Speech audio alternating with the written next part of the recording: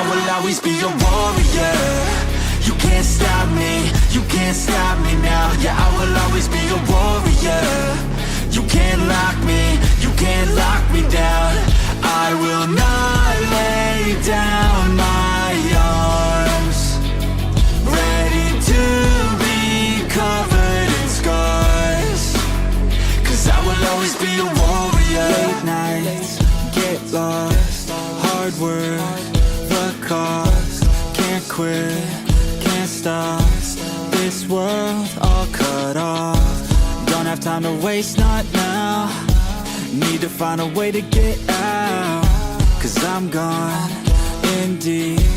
Get lost in the weeds. You know it's all about the conquest. What's next? You gotta put the work in like you're obsessed.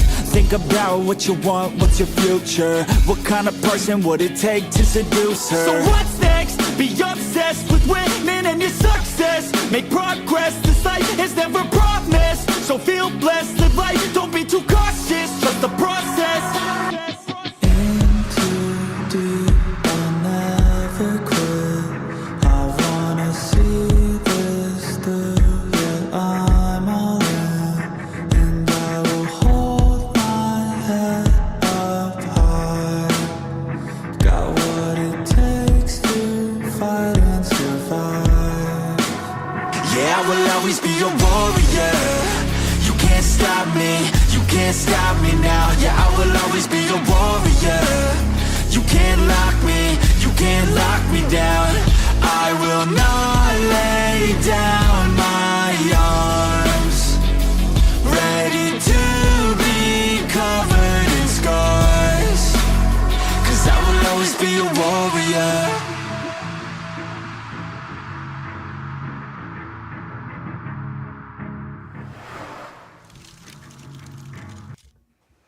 Hey everybody. All right, so we are going to be doing hopefully some light stuff today. Oh, doggone it, she's back. All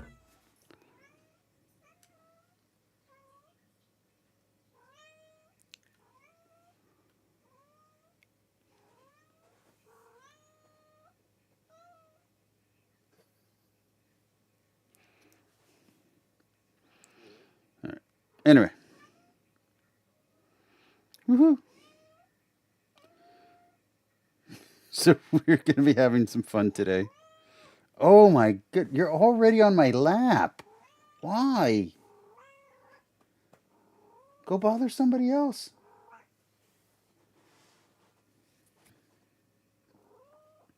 What do you mean no? All right, so we are going to be doing, I don't know, no, I don't want to screen snipe Wise Disciple. Let's see. What are we doing tonight? We'll have some things. We'll have some things to talk about. Yes, we do. Let's do the evolution thing. It's going to be easy. I know it's not deep, but this really pissed me off, so why not? So we're going to do some Ruslan.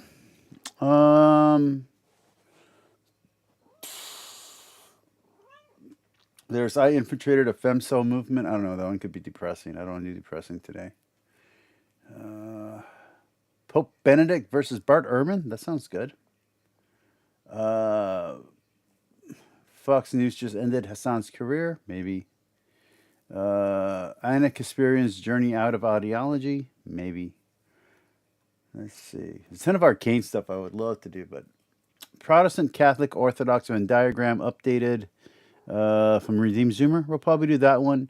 And then maybe we'll finish off either with Michael Lofton or with Kara Mia, which is that witch or that cute witch or that little cute witch. She's changed her name a bunch of times. She's been around for a long time. She used to be from Pagan Perspective. She used to be part of like a hive group, and then she became like the leader, and then she did her own thing, and then she just kind of like floated off. We'll see what's going on with her probably. That'll probably be the last video. Maybe we'll do some Hassan Hassan Hirsi Ali. Maybe. But if we do that, it's gonna go long. And I don't know if we want to go long today. Anyway, let's start off with some Ruslan, some God Bless Studios, Bless God Studios, whatever. as to the Darwinian model specifically. Woohoo! By the way, happy Thanksgiving to everybody watching. When you say evolution, you got to.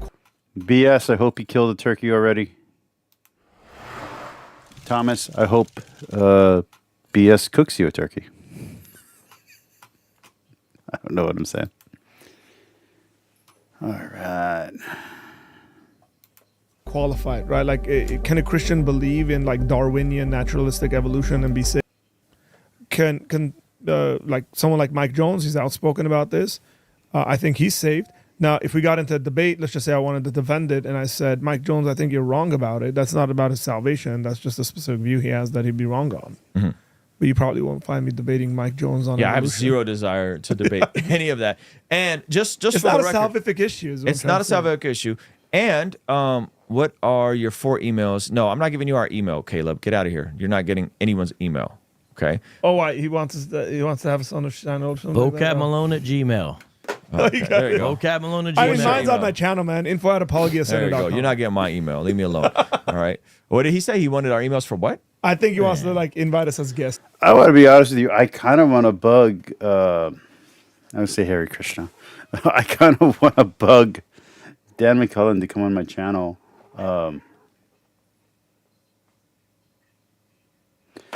And I want to do it by annoying him by saying that he's the reason that Arcane didn't have more time this season to develop plot. By saying that he's the reason why Time Bomb didn't get more screen time. Yeah, that's what I want to do. That's how mature I am. No, thank you. Yeah. So warning, my rates have went up since I've been on the Ruslan he podcast. breaks us that's up. right. Yes, Yeah, there that's is. Price as of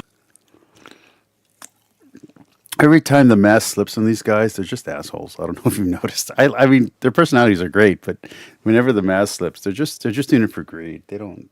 Yeah. now. Today's price. As of now, since I went on Bless God Studios. Okay. I lost my train of thought with that daggone question. What the heck were we talking about? It's theistic evolution, but you're looking at Theistic evolution. Thank you. chats. So, theistic evolution. This is the thing that people get wrong about theistic evolution. They think theistic evolution is Darwin's exact view of evolution No, with Jesus stamped on it. Theistic evolution, not that I hold to it, but this is like the thing I spend the least amount of time thinking.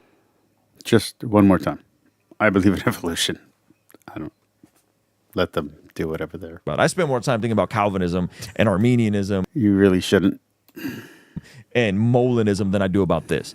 Theistic evolution is the view that that God created in levers evolution, and then he engages Adam and Eve as literal people, and everything in Genesis post the creation account is all literal in history. Yeah. No, thank you. I'm going to stick with my polemics and.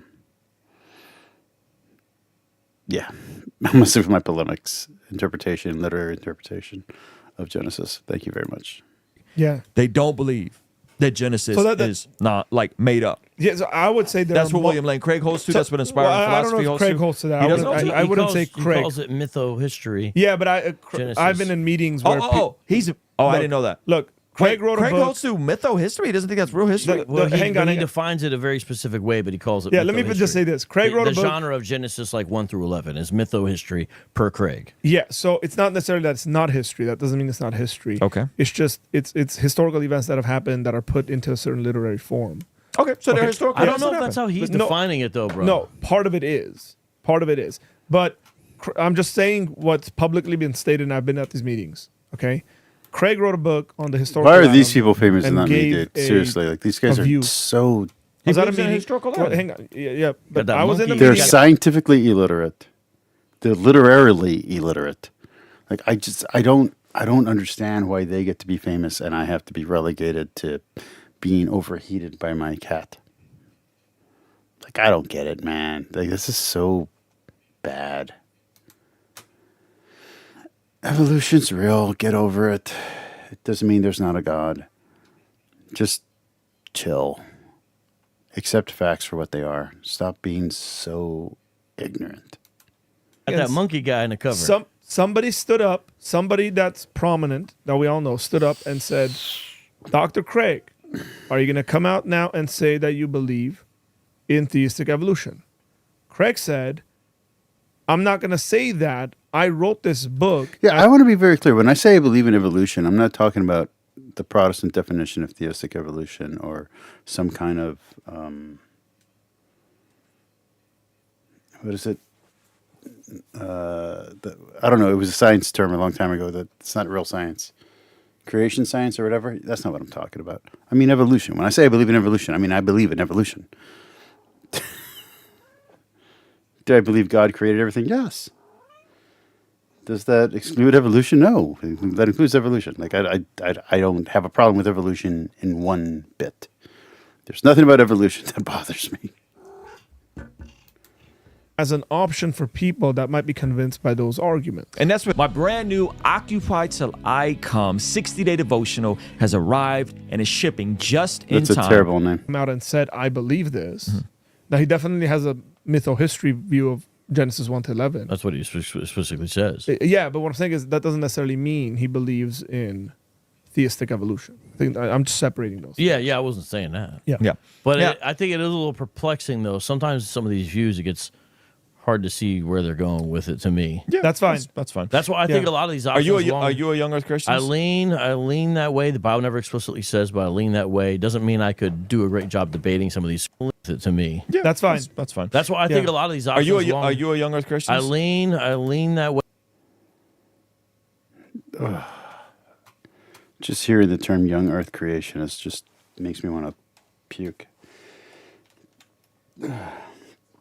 Okay.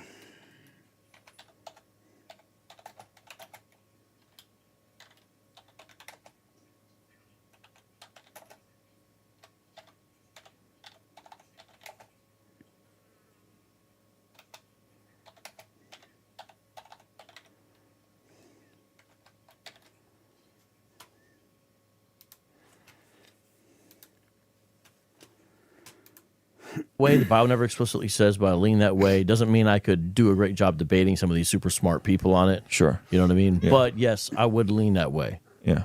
What about you? No, I go with the scientific data. I'm not necessarily like I don't believe in evolution. I think you can believe in. How can you say you go with the scientific data, but you don't believe in evolution?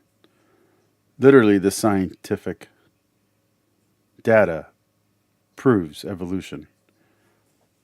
Like, you can do this with fish. You can do this with plants. What are you talking about? You can do this with human beings in like 3 generations. Fish, 7 generations. It doesn't take that long to see evolution at work. in special creation. From my understanding is that even those guys that do believe that, they Adaption, mutation, and there's a third one. I forget what the third one is. still believe in special creation. So even if you believe in theistic evolution, like the process of evolution will get you to a certain place, like biologically, and then God has to like ensoul people to become like moral agents and in his image and stuff like that. That's still special creation, the way like I think your idea of the soul and my idea of the soul are probably very different things. And I think you think the body is separate from the soul. And I think the body and the soul are one. That includes the mind. an old earther or a young earther would believe in that kind of a creation, right? So I kind of, again, this is not something I focus on because I'm not a scientist by training. So like I get lost in some of the conversations. Yeah. But no, You I think? wouldn't say so. I'd probably say I'm some biblical text-wise, I have a completely different opinion. Like I think Genesis 1 and 2 is a polemic against ancient religions. That's what Wesley Huff said, actually. Yeah. But it interesting. is I a think- polemic. No one yeah. should deny that, but that doesn't mean it's not history. Yes, that's true. So Like, I they're think there's a historical literal events. Adam. I don't Yeah. care how you get there. I think there's a literal Adam. Yeah, but like someone like Mike Jones who believes in theistic Believes in a evolution, literal believes Adam. in the literal Adam. Yeah. Everyone says they do, but it's like, who's this Adam? Well, that's what I'm saying. You know, I He- think they're saying God specially created this person. Like it's a special Yeah. moment of creation. It's funny because it's like, because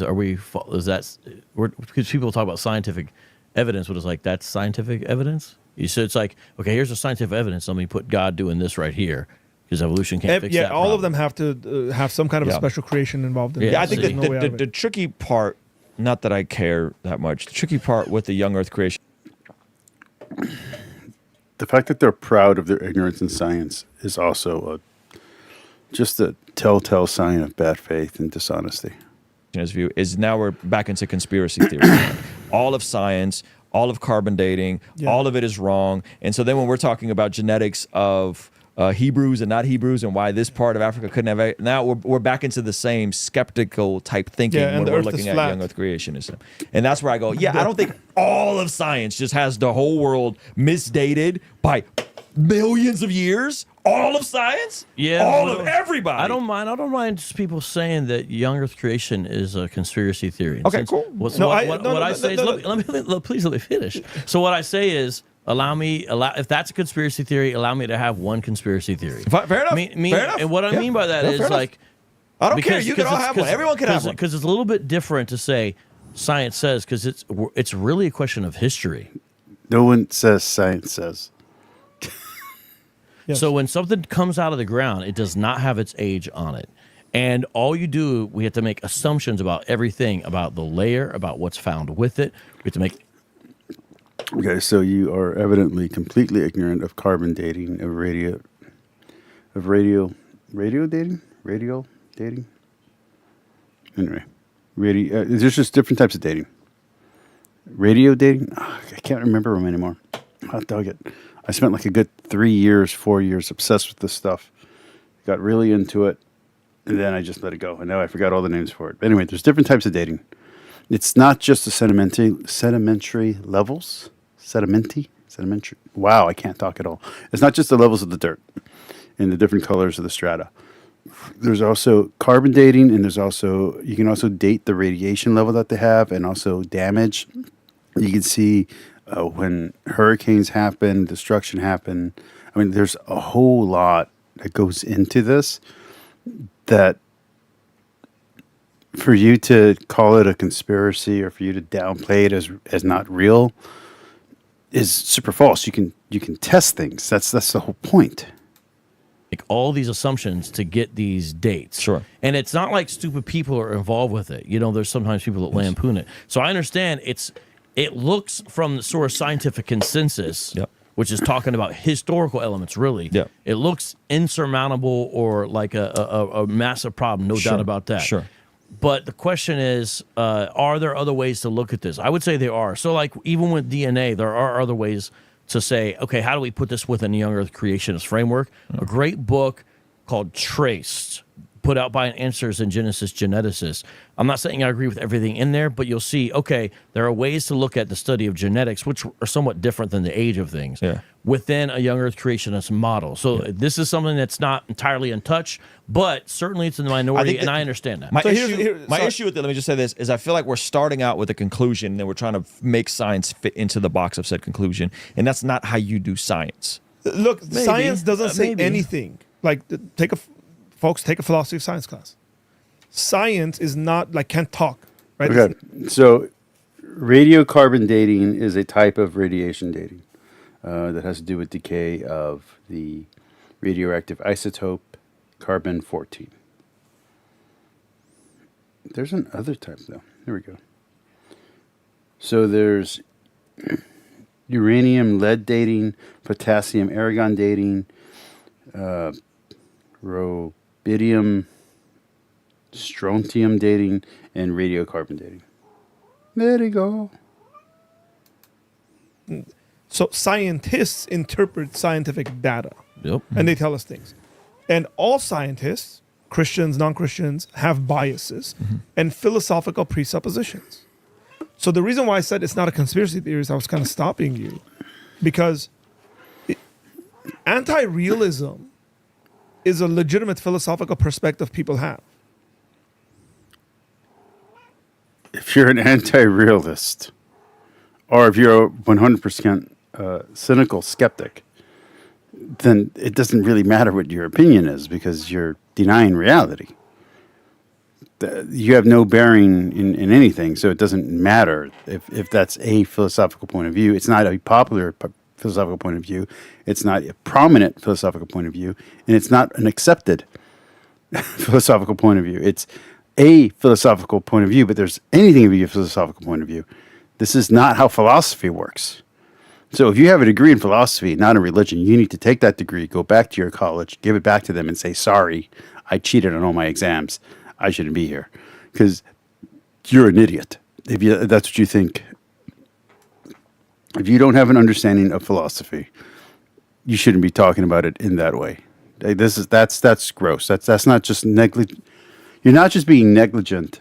You're being irresponsible with your understanding, with your lack of understanding of science and philosophy. You should not be on anyone's YouTube channel. You need to go back and study. Anti-realism, as in Like a reality, distrust. the way we see reality isn't the way it really is. Now, I'm a realist. Sure. But like Mike Jones is So first off, if you're a realist and a naturalist, and I'm guessing you're also going to say you submit to logic, then that means you're going to have to agree with science, you jackass. Idealist. an idealist, right? Now, I went to school when I got my my graduate degree. There's a guy in our class who was a young Earth creationist, and he was just like What was your graduate degree in? Stupidity? What the fuck? openly saying, "I'm an anti-realist." Like it's like, oh, but when we look at the universe, it looks like it has age. Correct. I'm an anti-realist. It looks Yeah, like it has that's- age, but it doesn't really have age. It's not what I'd be saying. So you can defend it. What I'm saying is Yeah. philosophically, and then when the data comes, then you can have conversations about data. Yeah. It's not like science is telling us all one thing. Yeah. Yeah, that's what Recently, I'm there was saying. a mathematician from So consensus views doesn't mean that there's not other views. There are extremist views, there are fringe views, there are majority views, there's consensus views. It doesn't matter what the consensus is and whether or not my back scratcher has molecules that never touch, and so therefore I should be able to put my finger through it. Reality is, no matter how many times I do this, I will never, the atoms of this finger will never pass through the atoms of this physical thing. Reality trumps theory. Reality, actuality trumps theory. I forget, it was like Harvard or Yale or something like that. This is the guy's same not a Christian. argument that I had He came with out and said- Schmid. This is Joe Schmid. This is Joel Schmid. This is the same argument I had against him. Reality, actuality trumps theory every time. Hypothesis be damned. Actuality trumps everything. If there is a God, there's a God, regardless of how many scientific theories, no matter how many hypotheses, no matter how many philosophical viewpoints you have. If there's a God, then there's a God. And if there's not a God, there's no way of making a God. So if you define God as an ultimate being, and there is an ultimate being, then that means it's a God. And if an ultimate being is the creator and destroyer of the universe, then that's what your definition is. Now you can say there's two gods if the creator and destroyer are two different beings, or if you're a Christian or a monotheist, the creator and the destroyer are the same being. I get that most Christians don't get that, but you, as someone who has a doctorate in, I don't know, lack of studying, should know this. Look, man, we're taking all these numbers. He's a computer programmer, mathematician, and saying we're essentially doing all the math with it. It doesn't make sense. Yep.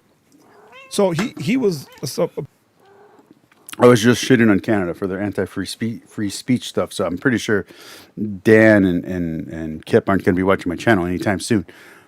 But trust me, you will crumble in an argument against them. You will absolutely crumble. You should not be engaging in apologetics if you don't have an understanding of actual facts. Even if you're going to dismiss them. If you can't even engage with reality and actuality as it is, you have no business trying to tell people what is true. a person who believed in evolution, and he's like, I'm doubting Darwinian evolution, and I don't believe in it because of that. Is Stop. I don't know why people... Okay, first off, Darwinian evolution. Get over it. Darwin's theory was just a theory of evolution. There are many theories of evolution. The theory of evolution itself is called a theory because it's proven. What you're talking about is an hypothesis. Hypothesis is something that's not proven.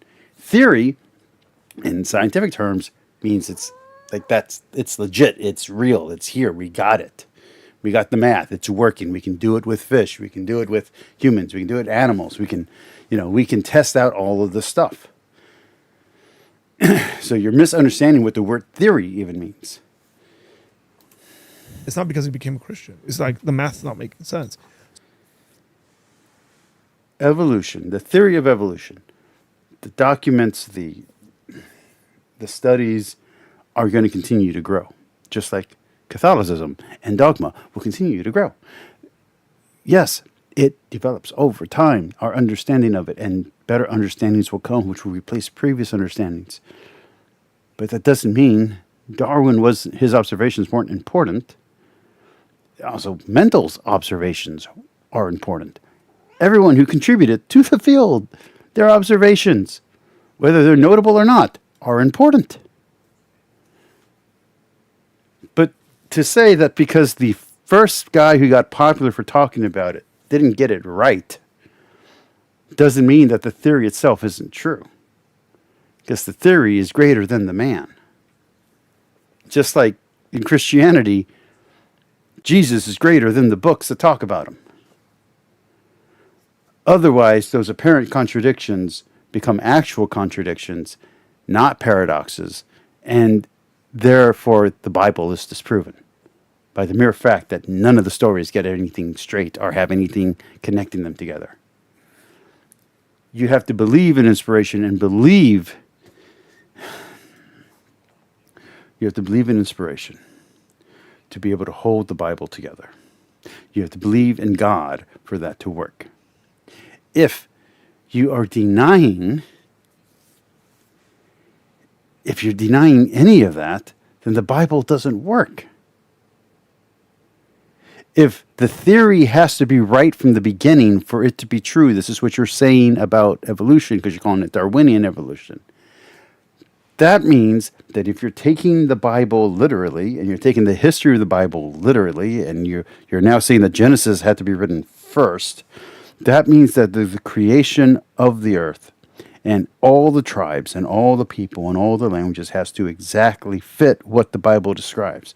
And since we absolutely know that history does not coincide with what the Bible shows, you just disproved the Bible.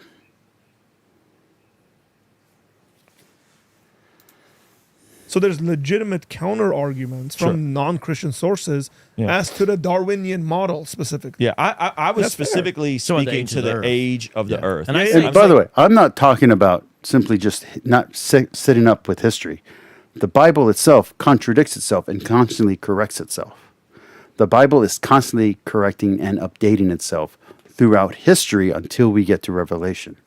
That means every update, every evolution, every development is, instead of it being a development, you're now making a contradiction to the first books of the Bible.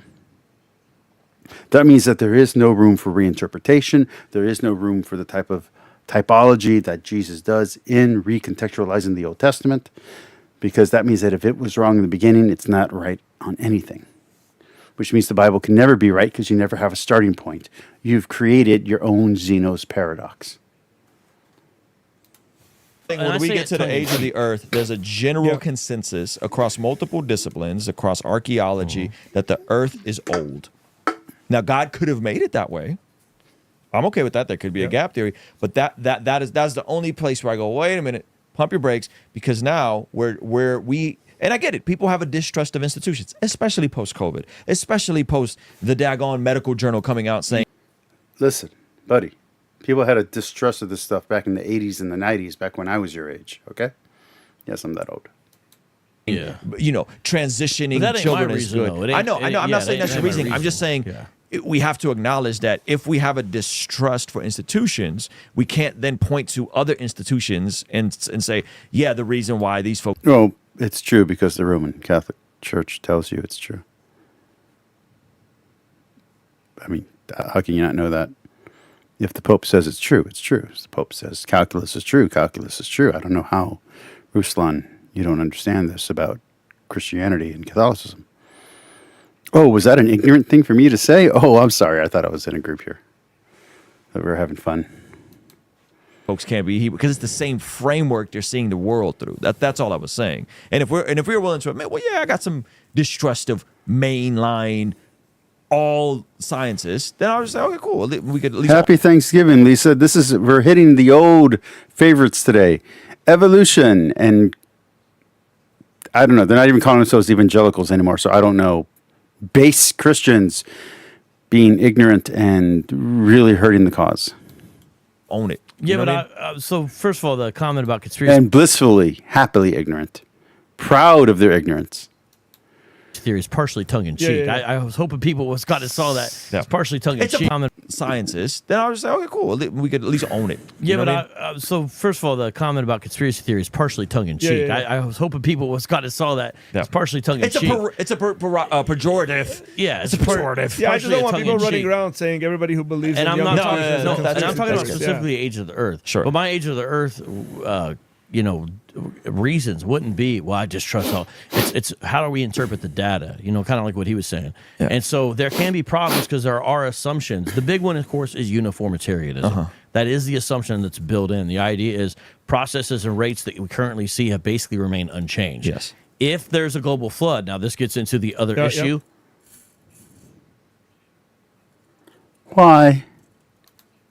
That's just one example, though. That's not Okay. the only example. But then uniformitarianism, as far as looking at the Earth's past, would be radically wrong by definition. Sure. Because then you introduce something else, which is catastrophism. You understand there's been massive cataclysmic Earth shaping, literally, we're talking about geomorphology, events that have happened in Earth's past.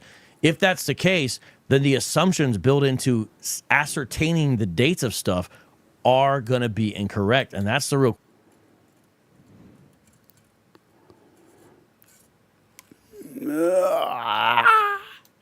question. Not only that, So do you if believe the Earth is 6,000 pre-Diluvian- years old? 6 to 10,000 years, yeah. If the Pre-Diluvian. Good news. We don't have to worry about whether or not this is true or not. We've entered the realm of the world of darkness. We are in Vampire the Masquerade. The pre-Diluvians have rested their 1,000 years of rest. They are waking up currently. They are taking over nations with their vampire cults, so be prepared. Lisa says, one of my Fundy schools taught Satan put dinobos in the earth to mess with us. I've heard that before. I can't believe that that's true, that Christians really teach other Christians this. But yeah, that's a crazy fun.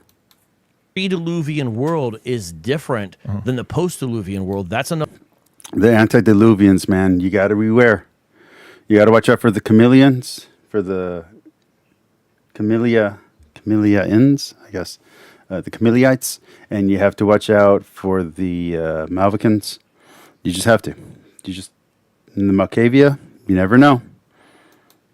big issue. Meaning, if the flood radically Cult of Lilith. changed Yeah. a lot about the Earth, especially the processes, and the thing is, none of that's impossible. So I learned everything about meteorology from G.I. Joe. And that the weather satellite is super important to controlling the weather. What? I'm doing a show. Come up. Just come up. it's like, now what models do we have? That's where the heavy hitter scientists have to come in. And there's some major problems there because It's a clan in Vampire the Masquerade. It's an RPG, a role-playing game that I like. basically those perspectives have no funding compared to the other perspectives that get all kind of funding for all kinds of silly projects under the name of science. Okay, but you acknowledge that the consensus, if we're going to talk consensus, yeah, is it's not on your side. Absolutely. Okay. And to be That's what fair I to mean by myself, an to be fair to yeah, myself, absolutely. the consensus Yeah. also told everybody they needed to go indoors for a year. So I am willing to. Here's the problem with the anti-COVID stuff is that it's not as if people didn't really die from COVID. People really did die from COVID. People I know died from COVID. So acting as if COVID didn't happen isn't any more honest than acting as if COVID was going to destroy the world. So you're being just as dishonest as the people you're making fun of and mocking. because COVID killed a lot of people. To own my bias. Oh, they told in us that- 2 weeks first. They told us 2 Ruslan. weeks and then it turned into 2 years. So the consensus. Political mistruths and propaganda doesn't reflect on scientific truths and facts. I love you. I know. I love you too. This can be wrong. Yeah, we're gonna I'll look, acknowledge that. We're gonna look crazy to a large segment of people if we say the Earth is under 10,000 years old. I sure. recognize Sure, that. and you might be proven right, which I'm okay with saying, and you might be right. And I don't care that much. I just don't care. Yeah. But that's the only part where I go, because when people make it a hill to die on, when people make it these people aren't saved, when people make it a you're not a true Christian, when you're just trying to water down the word of God, you don't trust God's word. That's when I can draw a line. And I'm not saying that was your position. Yeah, I didn't say I'm none just of saying if that. we just all own our own So skepticism. this is important to me because, like, we do evangelism and that matters. Like, evangelism matters to me. Mm-hmm. If I have someone sitting in front of me and says, "Hey, Art, like, I really want to give my life to Jesus, Mm-hmm. but I can't because that would mean I have to believe in a 6 to 10,000 year old Earth," Mm-hmm. I would tell him, "You don't have to believe that. That's right. Give your life to Jesus. Figure that out." Mm-hmm. Right? Like, because then you'll consider the authority of Scripture and you'll maybe study it differently than you have and all that stuff. Yeah. And let him figure it out. And even if he never comes to believe it, like, I don't want that issue keeping someone That's away right. from becoming a believer. Yeah, that's good. One And way that's or why, another. and that's why I don't have a problem with William Lane Craig Yeah. or Inspiring Philosophy or Francis Collins or any of these guys. Yeah. I don't care enough, but I do care for the person that's like, I can't get over this thing. Well, who says you got to believe this thing? There's other perspectives, and you can come to your own. Yeah, that's called the core principles. Yeah, but all the core principles of Christianity are dogmatic, and their developments that come after Jesus' death, because these realizations don't happen while Jesus is alive. Yeah, Consensus. if the question is like, can you be a Christian and believe this? Yes. But you can be a Christian and hold to a lot of wrong theories. Yeah. Like, about anything. Yeah, that's good. All right, let's move on. We spent way more time on that. Okay. The Bless God Black Friday sale is here. We have Nope, 25 let's all the way. let's not do that. Let's go see what else we got. What do we got? Blue sky. You know what? Let's do just a little bit more blue sky stuff. Not too much. I don't want to stay there. I just want to play a little bit more. Millions of years from now is going to be based on you are lucky that you get the chance to conceivably possibly contribute to stuff that AI is going to scrape. Hold on, though. You're telling me the blue sky doesn't allow this, right? No, They don't allow AI scraping. Oh, That's wow. a feature, not a bug. That means that like a leftist. Wow. So Blue Sky itself isn't building an AI model and scraping. I hope you're. I hope you're. I hope everything's going well with you, Lisa. I mean, that's a lot of changes. I hope your health is doing great, is improving. Data on the platform to build an AI model in the same way X is with Grok. It, however, does not prevent other parties from scraping its data for AI building. I wish it did, because I agree with what Simone's saying here. How cool would it be if we trapped all of the leftists in a little bubble and prevented all of their slop from making it into AI training sets? The point Chamber being is nonsense. many Not of gonna them get- are idiotically leaving Twitter because of this. And I'm like, I right now, we reached out to the nonprofit that runs the Pile, or it's like an AI company that this is a big training data set. And I'm like, can I give you our training data for all our episodes and our books? Because I will give that to anyone training AI. Yeah, anyone who's opting out of AI training data is opting out of being part of reality in the future. That is, it's I can't understand it. That's crazy.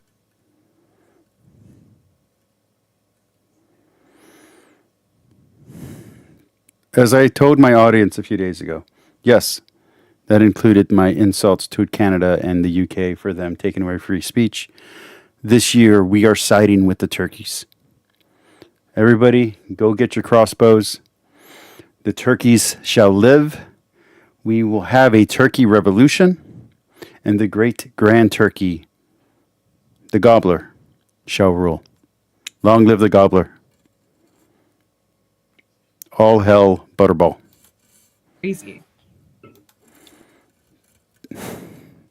Just to be clear, the gobbler will conquer the Butterball and name himself Butterball. name himself after his greatest enemy, the greatest murderer, and his second hand shall be Tyson. Right? No, it literally is. It is mimetically taking a gun Yes, yes. The turkey shall rise. and shooting yourself in the head. It's opting out of relevance. Why would someone do that? All the horses start running, and one of the horses is just like, I'm like, what? Oh, there went my monetization. Might as well start cussing like a sailor now. did you do that for? It's like, Yeah. I don't want to race for other people's amusement. And I was like, well, that's what you were bred for, you. Oh my god! But it's one of these things where it's not like, and I point this out to people who don't understand what all this means. They're like, "Oh, AI is like taking like artists' jobs." It's like, no, it's taking humanity's job to a large extent.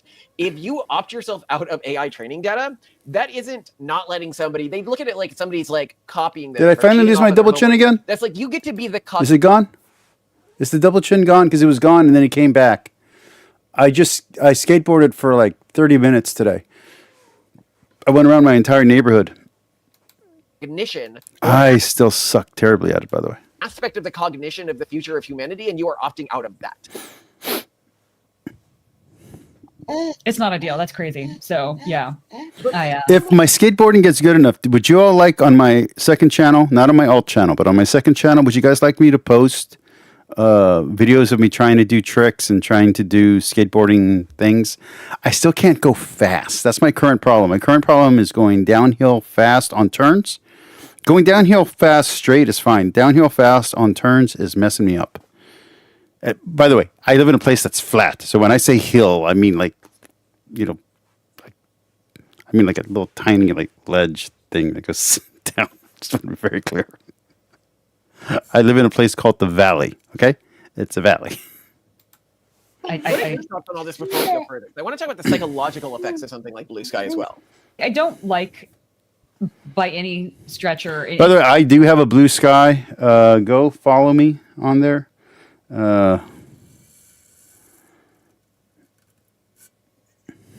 Thank you, Thomas. Blue Sky. What's my Blue Sky? What did I call myself? Okay, here, this. I don't know if I'm not supposed to show it, but I don't care because I don't care about Blue Sky. Go follow me on Blue Sky.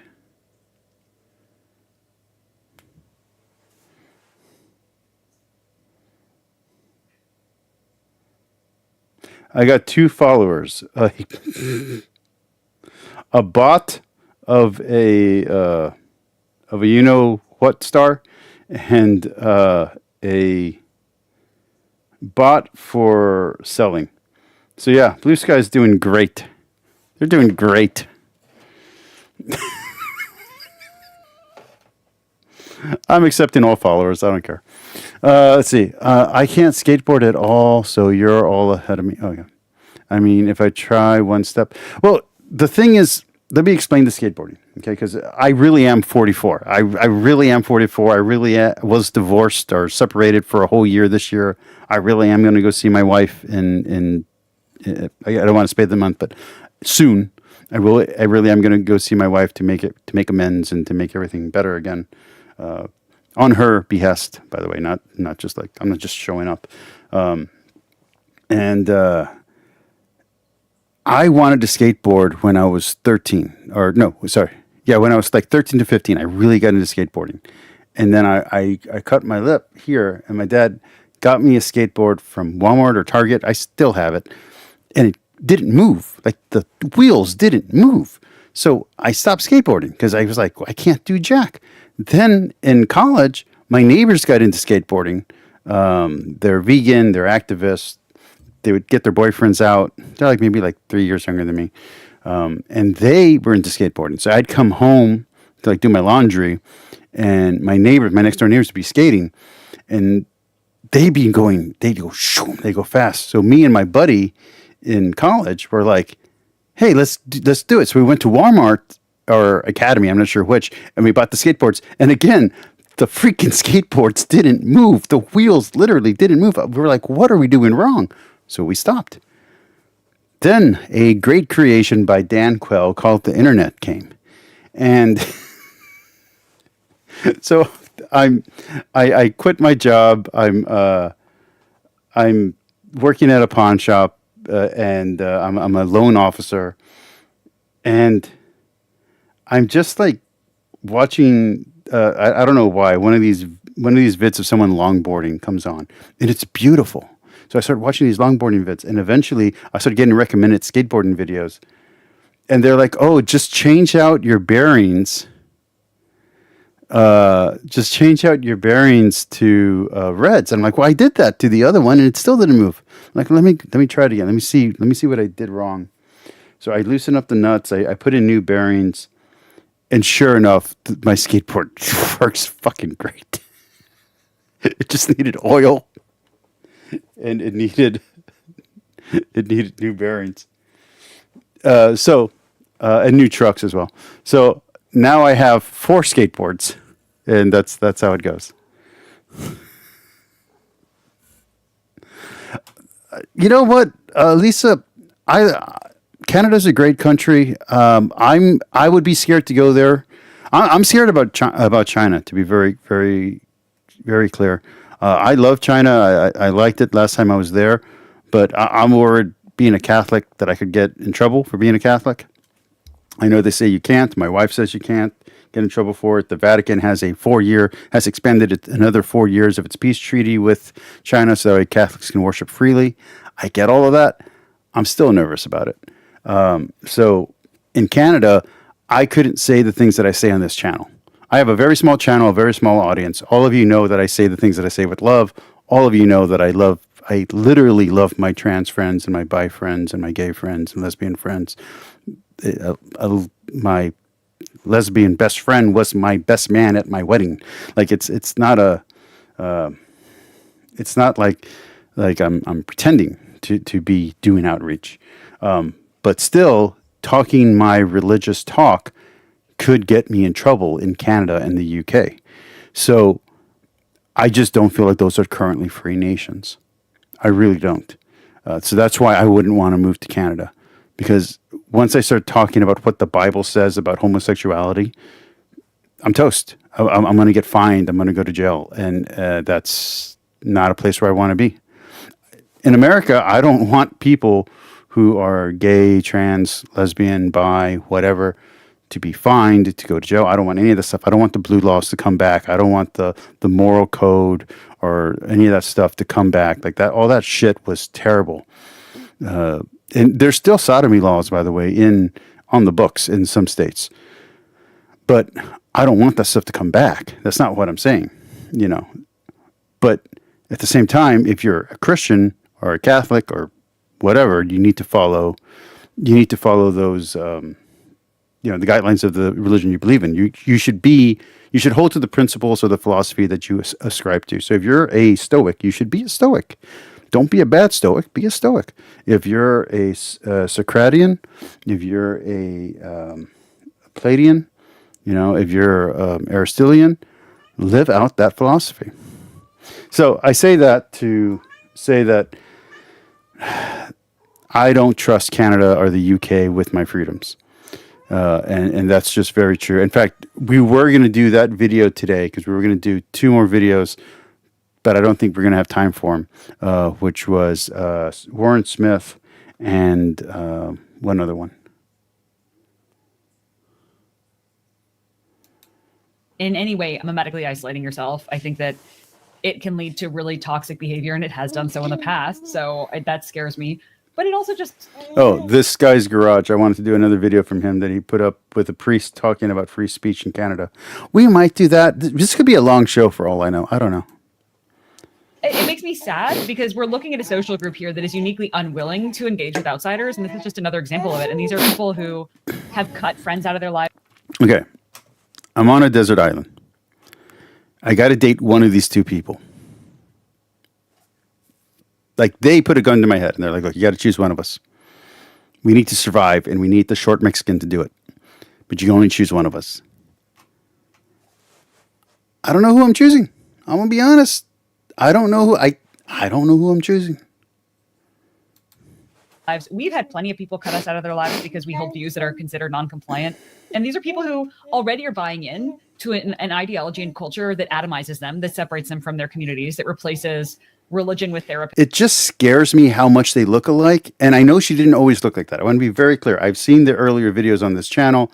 She didn't always look like this, but the fact that they now look so much alike is creepy. That is actually creepy. That replaces community with, paid childcare and paid elder care, and that replaces friends with social media scrolling. And here you have another example of now even more exposure to the outside world being cut off. In Canada? No, in Canada, I'd be afraid of being fined so much money that I can't pay. In the UK, I'd be afraid of going to jail. I wouldn't be afraid of being deported. If you're talking about in the U.S., no, my mother's side is from the area that I live in. Like my mother's tribal land is from the area that I live in. My ancestors were living here before Texas existed, like in this region. We're actually described in one of the books, the exploration of the conquistadors. I think it's the Inez expedition. Anyway, and my father's family got here from Spain, and then they came to Laredo during the French Revolution in Mexico. So they're here legitimately. My grandfather was a barber for the U.S. Air Force, for the U.S. Air Force over here where I live. We used to have an air base, and they gave him a sword and everything like that for his dedication, for his duty, for his work, and my dad was born here, and I was born here. So no, I'm not worried about it at all.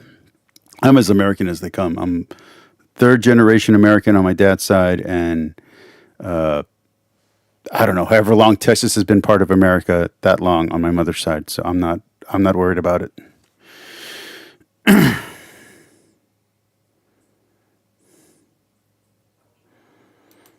Even more friends being cut off. And it makes me sad to see these people increasingly isolated, increasingly alone, because you hear people talking about the loneliness epidemic, and this group caring about the well-being of people, at least performatively, at least believing they care, does worry about loneliness, does worry about sadness. And just to see that they keep making it worse makes me sad. And plus also, this is just another condemnation or endorsement on their part of this concept that any criticism, any bullying, any bad mouthing or teasing is. I've heard this from the right a lot, and also from centrists, which is weird that it's coming from centrists, that they want to bring back bullying.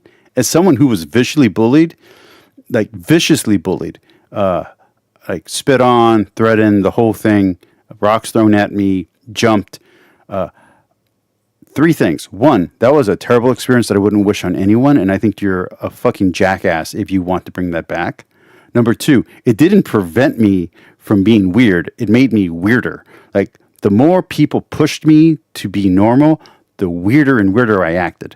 And the more sexually weird I experimented. It did not work at all. Yeah, all you did was give me kinks and fetishes. And then three is when I went through puberty and suddenly people couldn't bully me, I beat the royal shit out of everyone who picked on me. Everyone who ever picked on me, I got to live out my revenge fantasy. I beat the living shit out of them. I got kicked out of school 3 years in a row. Everyone who picked on me, I beat up. So none of this idea of bullying is a good idea. Yeah. Just to be clear, it's very rare that people who are bullied as bad as I was get a chance to beat everyone up that bullied them, but I did. And then I discovered nonviolence, and I tried that out, and all my bullies came at me hardcore, and that made everything worse. So nonviolence did not help, just to be FYI. It made things way worse. I tried nonviolence twice, and both times I tried nonviolence, my life went to shit. So nonviolence was not a success for me. harmful act of violence, when really like the whole point of exchanging ideas is that there has to be disagreement. It's not interesting if there's no disagreement. And hearing these memes that you're showing, like it's people are leaving X because they don't like that people there sometimes don't agree with them, don't give them a participation trophy for the desire for constant affirmation and the expectation psychologically of constant affirmation causes gigantic negative deleterious effects.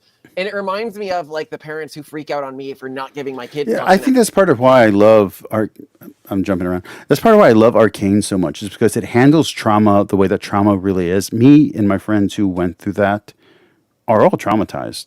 We're all healthy adults, but we all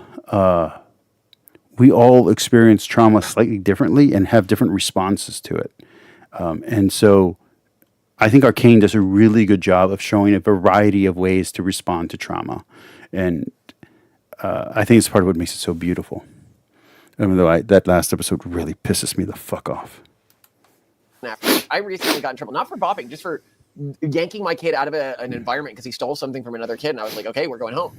And two moms like chased me out and were like, how dare you punish your child? And I was like, do you not understand like the negative consequences that will happen to your child's brain if he never experiences somebody being angry at him, if he never experiences punishment, if he never experiences boundaries? And they're like, well, I would just sit him down and explain that it's not very nice. And I'm like, this is what Blue Sky is. It's the people who are but also like, lady, what do you think we spent the morning doing? Like, we also coached the kids ahead of leaving, like, if we're going to a shared space, here are the boundaries, here are the things that you can't do, because they also they developed a reputation of being the child equivalent of wedding crashers. Like, they kept going to other kids' birthday parties and well, because the parents don't turn them away. It's horrifying. My kids will hang out around the arcade and wait for somebody to pay for a game for them. And I'm like, stop feeding the fucking bears. So when he says my kids and she says my kids, like, I really do feel like sometimes maybe they have kids from another marriage, because the way they talk about each other when they say my wife, when they're talking to his wife, it's really weird. It's a really weird way of talking that they talk sometimes, that they speak sometimes. If you feed the bears are going to expect food. yeah, not ideal. We'll do a whole episode on this particular topic, but like, it is deeply disappointing to me. And it's going to hit an hour. Should we change to the next video already, or do you want to go a few more minutes? I hadn't realized how far the inspection had spread and how pathetic most parents were in terms of discipline, in terms of, and this. I want to be clear. My dad disciplined me well until I was 8 years old. When I was about 8 or 9, my dad fell into alcoholism and into I forgot what it's called, to be a workaholic. That is a term. And so it was from 9 forward that my life kind of got shitty. You hate this video? Okay, let's move on. Let's move on. Let's move on. I don't want to torture Lisa. I love Lisa. I don't want to do the incel thing anymore. Let's do.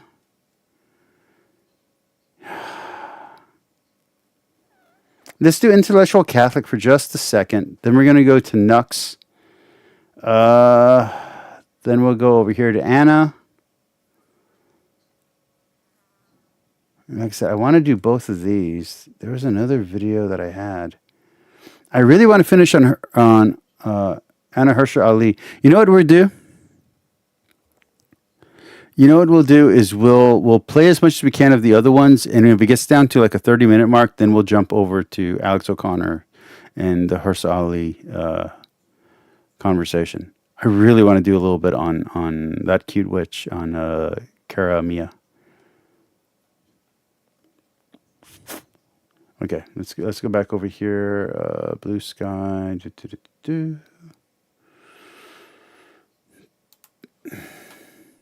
Welcome to this episode of Intellectual Catholicism. Today, I'm here once again with Professor Matthew Ramage of Benedictine College in the great state of Kansas.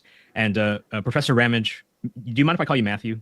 That's fine by me. All right, Matthew is going to be talking about today his book, Jesus Interpreted, where he looks at Pope Benedict's approach, Bart Ehrman's approach, and the question of the historical truth of the Gospels.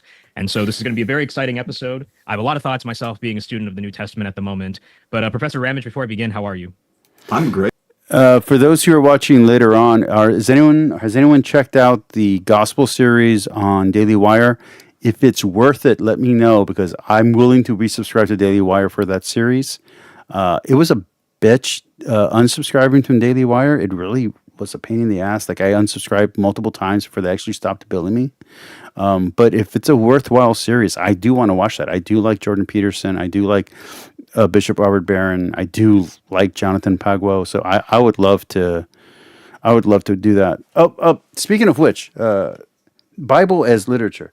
So literature and art is open to interpretation, and you bring to it the interpretation that you have. So with art and music, this is very true with a song that just came out from Arcane. Believe it or not, it's a French song. None of us speak French, and yet we're bringing all this meaning to the song, and people are crying listening to this song because they're bringing all this meaning to it from the show and from their personal lives. When Jordan Peterson is doing his Bible is literary thing, his literature thing, and when I'm doing my Bible is literature thing, we're totally open to people bringing in new meaning to the Bible.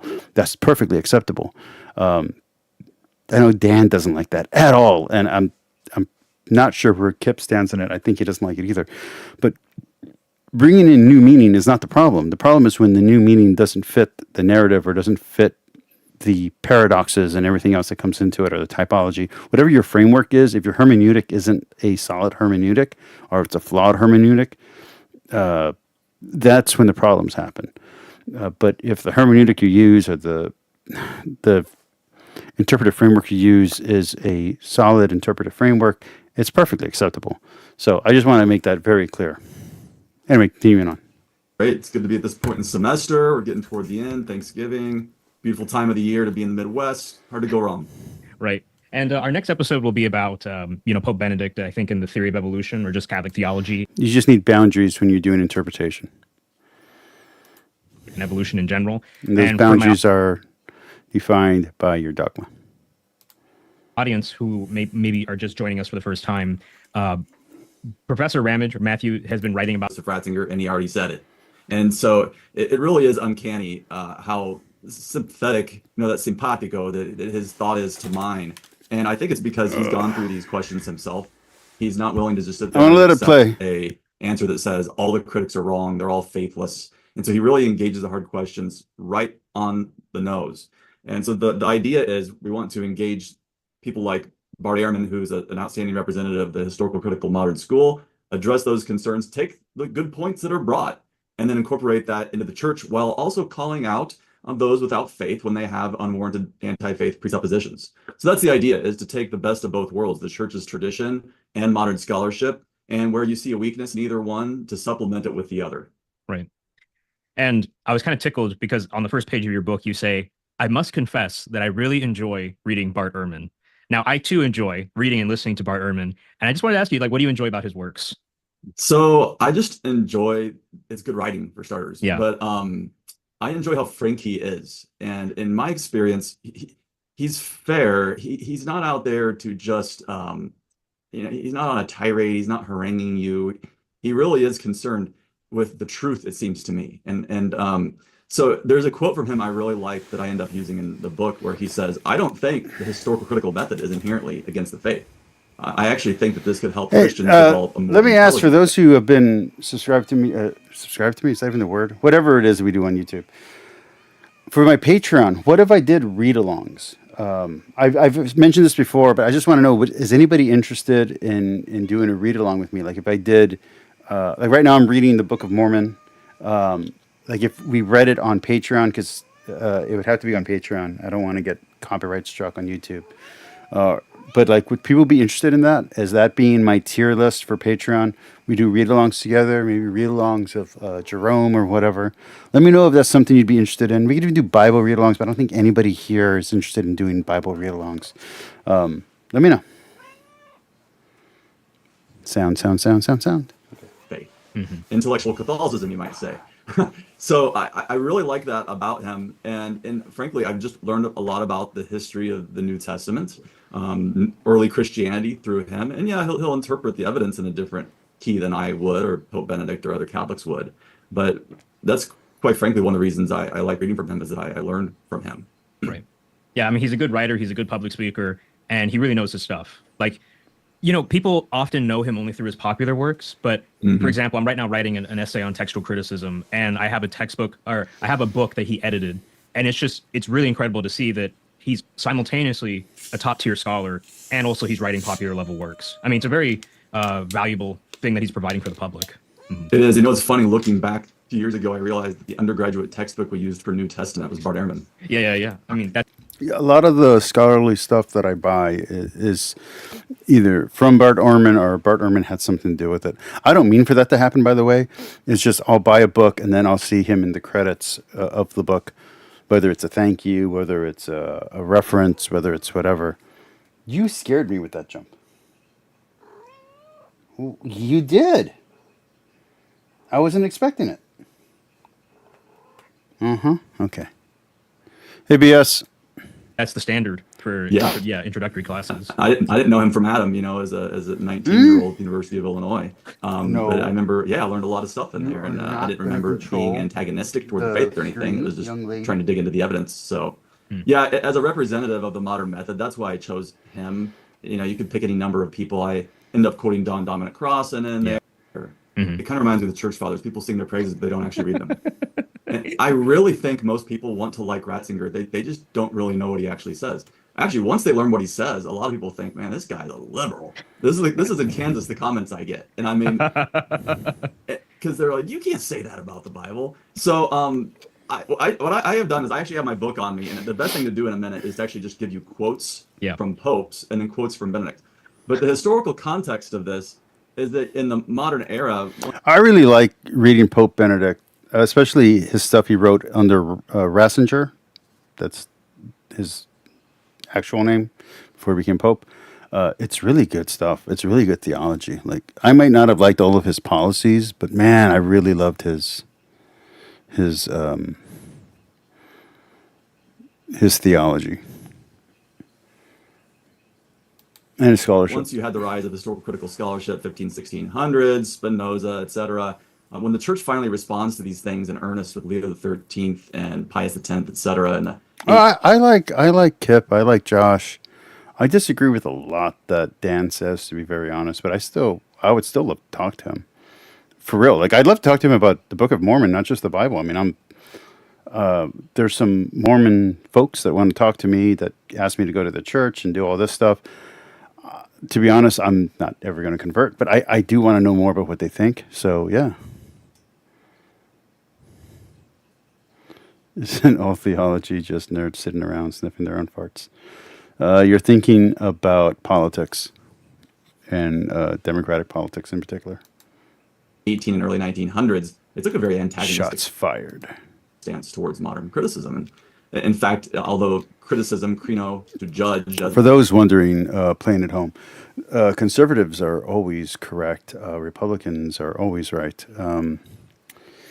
The church has never been wrong about anything, and the problem with, you made me laugh. Now I got to do it again. So for those playing at home, conservatives are always correct, and Republicans are always right about everything, and the church has never been wrong. The truth is, all atheists really do believe in God. They just don't want to admit it to themselves. And the biblical scholars, they're just grifting off of these poor, ignorant people who don't understand the truth of the Bible. Because the Bible is not only literal, it's absolutely true. There were camels. There were camels in Arabia. 2 hump and 1 hump. And Jonah totally lived in a well. It is scientifically proven that a human can survive in a well for more than 30 days, 40, no problem. And, well, I mean, let's not even talk about 666. We all know that, we all know what happened with Bill Gates. You know, Steve Jobs, why do you think he had cancer? Yeah, it's because he tried to create 666 on the iPhone, and well, you know the rest. Everybody knows the real story about all of this. The Bible is 100% literal and 100% true. There are no contradictions, and B.S. Lewis is a secret Christian. Doesn't necessarily mean criticize. It was often used and is used to criticize the faith. So the church took a reactionary stance toward it. And one of the things I love about Pope Benedict is he actually sympathizes with the magisterium back then. He doesn't write it off as a bunch of closed-minded people, although you'll see in a minute he has some doozies for quotes. But yeah, the church came out against it like it did against a Evolution is fake. The moon is flat. The earth is round. number of modern things. Religious liberty, evolution, the syllabus of errors. There's a lot of things that The earth isn't just round, it's a perfect sphere. it decried that now are kind of taken as obviously true by most Catholics. So one of the stories I like on this is on the 100th anniversary.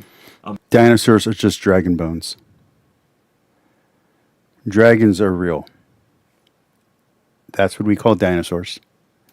The establishment of the Pontifical Biblical Committee. Chickens are just modern dragons. They're the descendants of dragons. You see the wings? That's what dinosaurs used to look like. All dinosaurs are dragons. All dinosaurs were dragons. Commission. Its president, Cardinal Ratzinger, gives this lecture that I quote a lot, Exegesis in the Magisterium of the Church. This is a must read. I think most people haven't read this. So in this essay, President Trump has never done anything. President Trump has never done anything wrong in his life. He is a great model of a human being, and he's exactly who people, small children like B.S. Lewis, should be looking up to.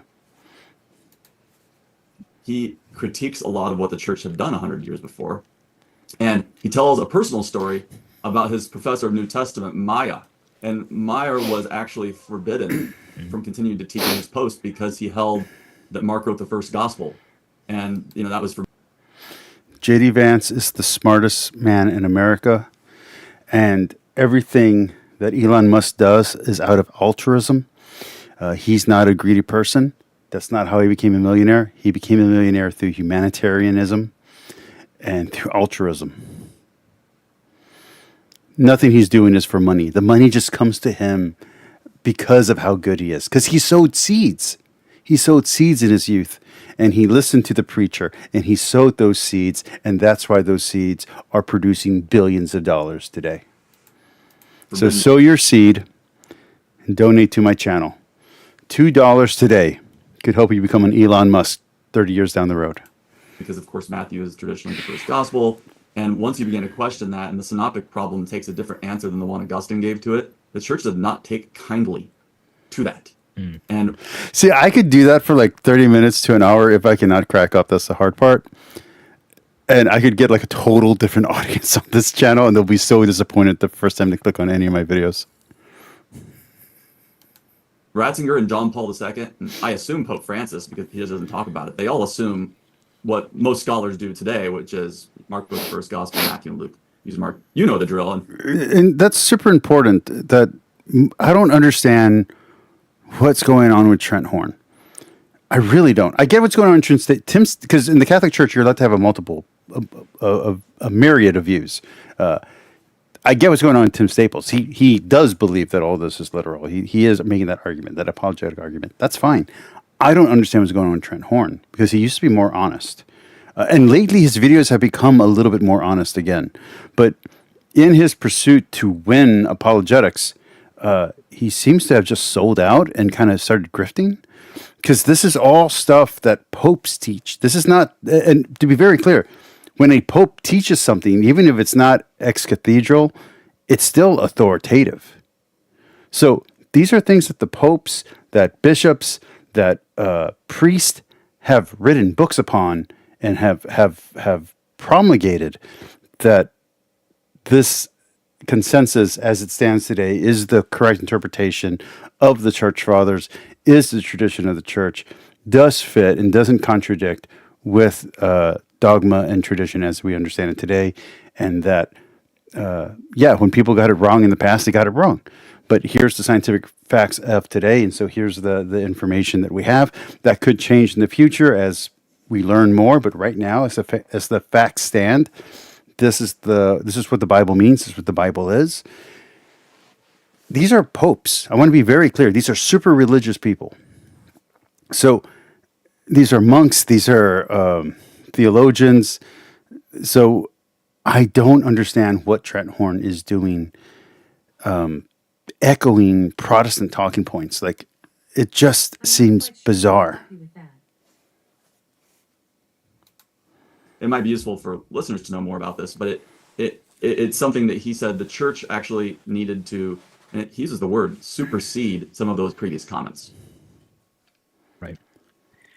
Yeah, I mean, there's a lot that I can say here too, because you provide a litany of quotes from Pope Pius X and Pope Leo XIII, both of them kind of taking a strong stance, against higher criticism. Although to be fair, I mean, not all of their criticisms are wrong in my opinion, right? Like, I mean, it can, if used irresponsibly, lead to the erosion of faith because it's just assuming naturalism, depending on how you're using it. So, I like how you mentioned that Pope Benedict was not unsympathetic to his predecessors, but then he did kind of acknowledge, okay, like scholars agree basically with the two source, four source theory on the synoptic problem that you have Mark coming first, and then there was Q as the source for Matthew and Luke. Whereas before, I think with the Augustinian hypothesis, it was Matthew first, then Mark writes a shorter version of Matthew. And then you have Luke, I think, using Mark and Matthew for his account, if I got that right. Yeah. So you said that from the way you characterize it, it sounds like the magisterium did a 180. It went from being against higher criticism to being okay with it. Simplification of my position. And so I was trying to highlight one aspect of maybe how we might see it. But obviously now, I do want to be fair to him. And I think we will, in the course of this, kind of articulate more of his positions. But how do Pope Benedict and Bart Ehrman approach the differences between the gospel accounts? This is why I don't usually watch this guy's videos on this channel, and why I don't spend a lot of time using his videos as background music when I work out, because I want to be very clear. He started his point at the 2-minute mark. He didn't get to his point until the 30-minute mark. He's super long-winded, and while some people appreciate that, it makes for very unenjoyable watching material. Yeah, and to start where you were there, if I were to go toe-to-toe with Bart Ehrman, he would destroy me. He's very meticulous. I'm talking about this dude, Souza Swan. He's a biblical scholar, Bible scholar. I'm a biblical theologian. I'm a theologian who does Bible. And so there really is a difference. As you know, in your studies, you can really only do so much. I do think one person who's done a nice job engaging Ehrman is Brant Petrie. He's done a very good job on this. So in those sorts of matters, I would just admit my own limitations. But nevertheless, proceeding with that, an example would be, okay, Ehrman uses the exaltation theology. They later exalted Jesus into God. It's kind of an adoptionist perspective. Yeah. Whereas, we have kind of a canonic approach. The word became flesh. He thinks Jesus is made into God later as the texts progress. John being the last of the gospel, John made him fully into God. And so you have that apotheosis of Jesus over time.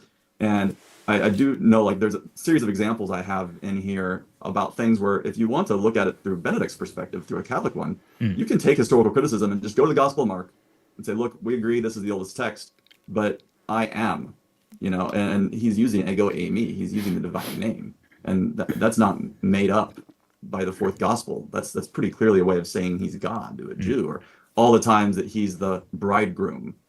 That he calms the sea, that he walks on the sea, or in the Psalms and other texts, prerogatives of God alone, forgiving sins. We could go on and on. Right. But here's a great example. Okay, is in the infancy narratives. Okay, so what if I go? Hopefully, this isn't like harassment. If I start going to Dan's channels and I just start commenting, Imagine Dragons, or just Dragons Are Real. He's the reason why Netflix and Riot Games said there wasn't enough time to have a third season of Arcane. Like, if he's the reason why there wasn't more scenes between Echo, or development between Echo and Jinx. If I start doing that, I'm not quite sure how to help you with that. If I start doing, that's really pissing me off. If I start doing that, would that be problematic? Or do you think that'll get him to come to my channel and talk Arcane with me? I don't even know if he's watched Arcane. Would he do a watch along with me of Arcane?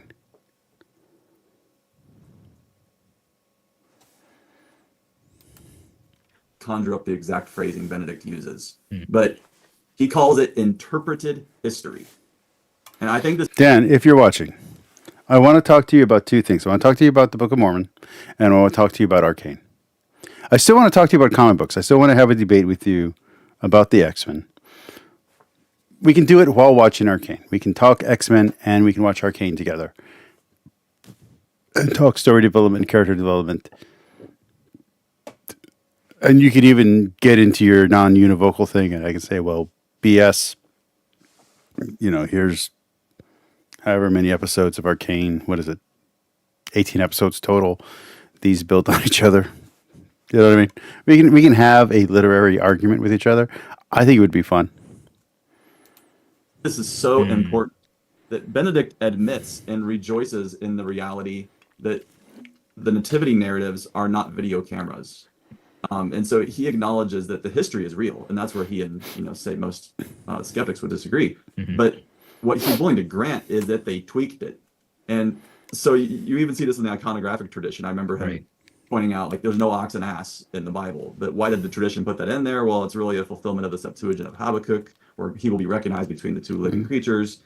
But with regard to the New Testament, and this is why we have other sources outside of the Bible. So for a Catholic or a Christian, iconography, liturgy, these are all sources of information for how to interpret and how to understand the Bible. And that will develop into theology, and that theology will develop into dogma. So we have other sources. Liturgy is older than Bible, by the way, just to be very clear. So liturgy and prayer, liturgy is prayer, by the way. Liturgy and prayers are older than the Bible. So these traditions come before the biblical text even starts being written down. Thinking of the crucifixion or the birth narrative, it lines up so well with prophecies that the skeptic would say that's just invented. Those are put into the mouth of the characters. It's all out of scratch. But Benedict would say, no, as they were doing their rereading of the accounts, they wanted to fortify the realities they saw in front of them. Yeah. And so he says, some of these texts actually could not be seen as prophecies until they actually happened. I find that very interesting. I don't think he's made a categorical claim you couldn't see as prophecy. But that one line is, you didn't expect a crucified Messiah. And so, but once they saw he was the Messiah and he got crucified, they went back and they see fully, okay, yeah, now Isaiah the suffering servant, we see how Deutero-Isaiah is depicting this. And then when you read the crucifixion narratives, it's like they're quoting Psalm 69, they're quoting Wisdom 2, Psalm 22, of course, overtly. And so it's just very easy from a skeptical perspective to say this lines up pretty neatly. But Benedict would say, yeah, it does line up pretty neatly. First of all, because it's prophecy, but second of all, because we grant that the sacred author is able to amend the wording to show the connections. Right? Yeah, and that's something that most Protestants aren't willing to admit. I don't know where Gavin Ortlund would stand on that. I kind of feel like Gavin Ortlund's honest enough that he'd be willing to admit this, but I'm not sure. But most Protestants, like James White, would never be able to admit this. Now, let's get into a specific problem, which has not only played literary development and literary play on words, and purposeful quote mining of the Bible to reinterpret it into a Christian message. I don't think someone like James White or Durbin could admit to that. I could be wrong, but I don't think they could. But that is the Catholic understanding for at least 30 years now, maybe 40.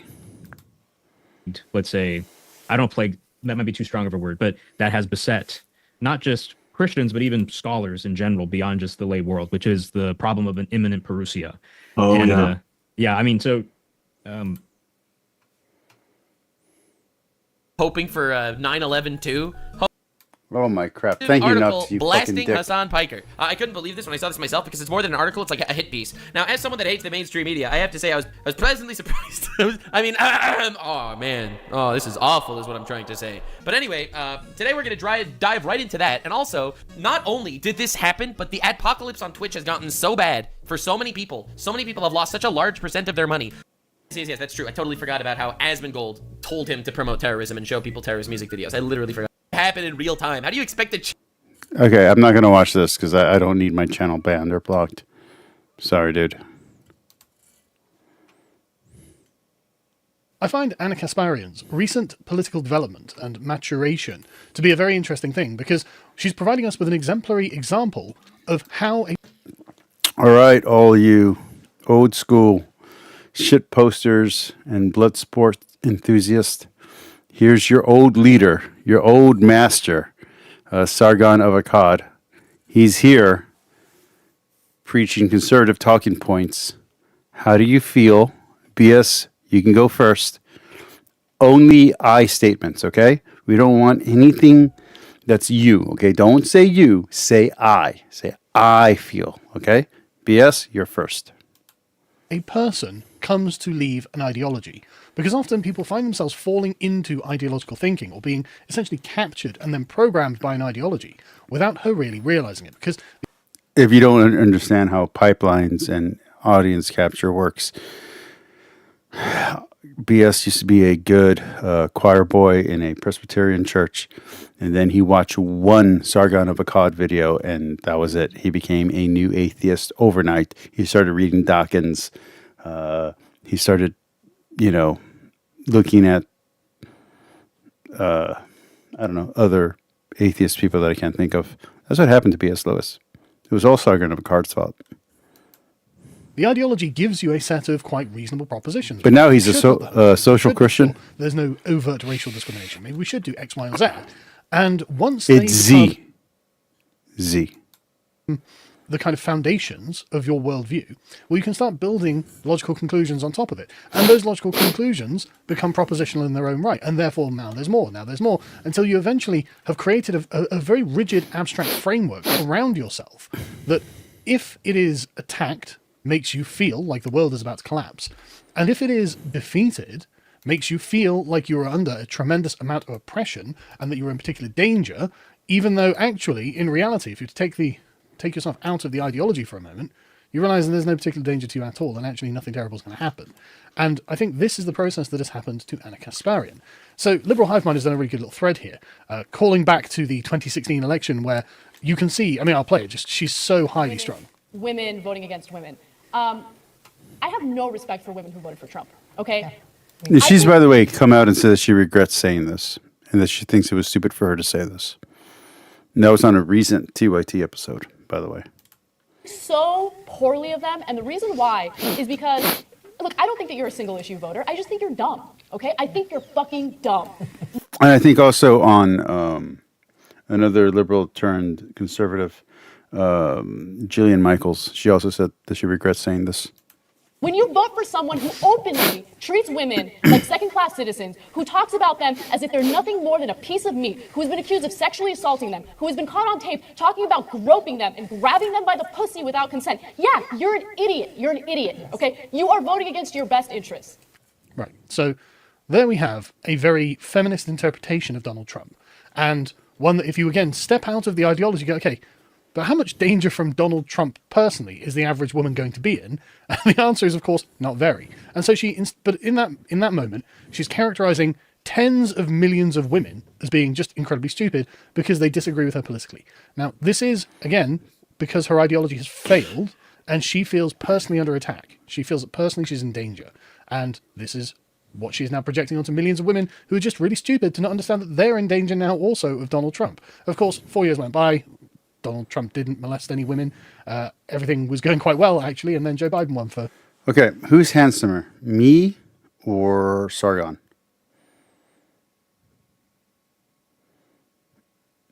Oh, hold on, because I got the brown eyes.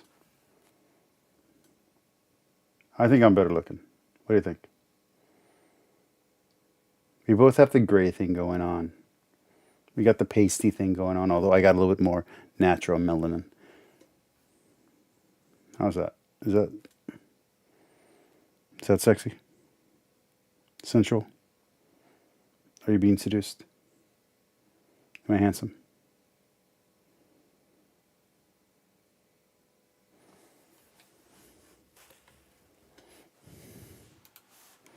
Reasons unknown. But then she describes in 2022 how being on the left, you have a certain presupposed attitude to certain categories that the left has decided are their kind of the foundational propositions of their ideology. And one of those is homeless people are victims of society. They have done nothing to deserve it, and it's not anything to do with the character of those people that has put them in that situation. Now, I'm not saying that's right or wrong. What I'm saying is that's fundamentally what they believe. And so, again, like with all women, well, I've created an ideological category of women. Therefore, women, for voting for some, stupid. Well, I've created an ideological category, homeless people, victims. Victim means powerless. And so this is, I think, where she really began to be popped out of the bubble, because she was sexually assaulted by a homeless man. I'm not going to play this because it goes on for 2.5 minutes, and you can see that this is a very uncomfortable thing for her, but she talks about how she was essentially grabbed by this homeless guy and sort of assaulted, and she felt humiliated, but also shameful, and like notice the characterization, homeless community, as if homeless people are all just a shared interest group that hang out together and they know each other. Obviously, none of the sort. It's a very different thing. You don't know each individual's reason for being homeless. Some of them are drug addicts who will literally assault women in their own back gardens or front gardens. And so this got her thinking, okay, maybe it's not actually good to have loads of homeless people around. Maybe they need help. Maybe the public needs protection from them, etc., etc. And then you have the particularly hardline feminist view on what being a woman is, which is, well, anything, actually. It's a pretty shapeless, formless, timeless entity, instead of being an adult human female. And this means, of course, that they can't refer to women as women, they have to refer to them as something else, because if you refer to a biological woman as a woman, you're being trans-exclusionary. And so they were calling them birthing persons. And as a woman, Hannah was like, well, that seems like it's kind of dehumanizing, actually. It makes women sound like baby factories. It doesn't seem to have any dignity. And so she found, again, another point of ideological difference between her, well, not even ideological, moral difference between her and the movement that she thought she was a part of and was a part of. And so, no, a woman is an adult human female. They give birth to children. We're not merely birthing machines. We don't need to be called birthing persons. Pretty good. Anna Kasparian as well, very critical of the Democrats themselves because they are failures, obviously. How Kamala Harris, and Joe Biden intended to run for president, as she was complaining about here, but how Kamala Harris got the nomination is remarkable because she noticed with me is that I'm done with the identitarian garbage. I'm done with it. It is a giant distraction, and the more we focus on it, and it's definitely very obvious to me when it comes to the left, the people who are supposed to be fighting for a better economic system, better economic conditions, better working conditions, all of that stuff pushed aside. Let's focus on the identitarian stuff. And the identitarian stuff, by nature, divides us and leads to more fights, more conflict, even among us. But that's the point. Anyway, sorry. That's a superb. And I think it's interesting that right now, in the Trump administration, there seems to be a welcoming of Genk in his opinions. Cenk Uygur, whatever. Cenk. That's really interesting. That's a really interesting, weird development that 8 years ago I wouldn't have believed. Analysis of the issue of the left right now, and it's the left that's the problem. Yeah, it does seem to be. That's what's happening, right? And she did, I think this is Chris Williams' Modern Wisdom podcast, and this, again, is a great proof of what I'm talking about when it comes to ideology, because she was in this left-wing ideological propositional structure around her. She projected it out into the world, and that wasn't able to do what she thought it was going to do, so it can't have been true. Let's watch it. I think that politics has substituted religion to some extent.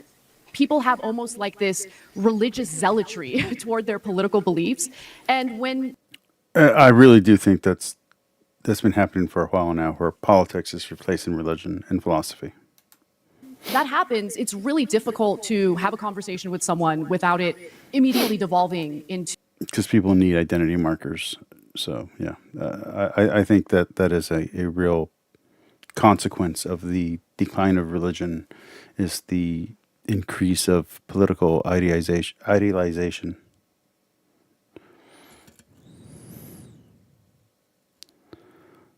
Oh yeah, this is Sargon. Back in the day when he used to do those videos with his avatar, His channel got banned. He was banned from YouTube for a long time. He's one of the original shit posters. I forget what the group was called back then. I used to engage with these people back in the day. This is like the extremists of the new atheist. This was the time. This is when I got into YouTube. Is when he was at his height on YouTube. I really like that period of YouTube. I missed that period of YouTube. YouTube, because of the woke stuff, has done a really good job of burying all of that and acting like that never happened. But there was a time that this guy and other guys like him were the top YouTubers because it wasn't based on what was advertiser friendly. It was based on what was most popular with the audience. So the algorithm kept these people active and in people's feeds because that's what people were watching when it was a more natural ladder to success on YouTube. This is happening right now with Twitch. Twitch is going to become a new thing. If it survives, it's going to become a new thing where you won't be able to get famous by simply being popular.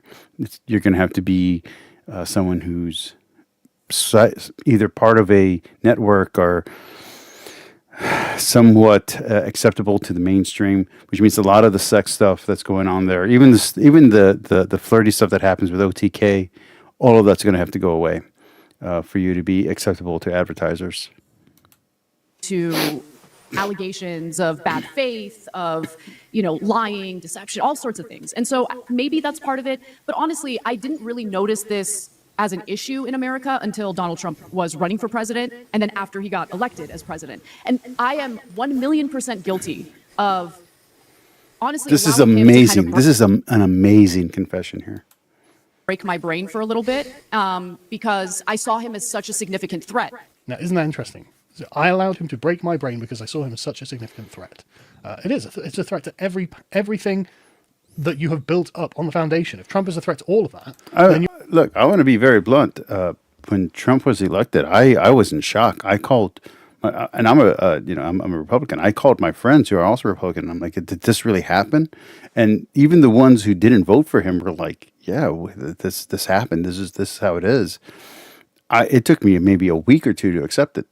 Mind you, I was like, yeah, well, But I didn't want Trump to be president. I was a never Trumper for maybe a good, like on the lead up to his first election, I was a never Trumper. And after his election, there was like a good 2-3 weeks, maybe even 4 weeks where I was just in denial about it. And like, this can't be real.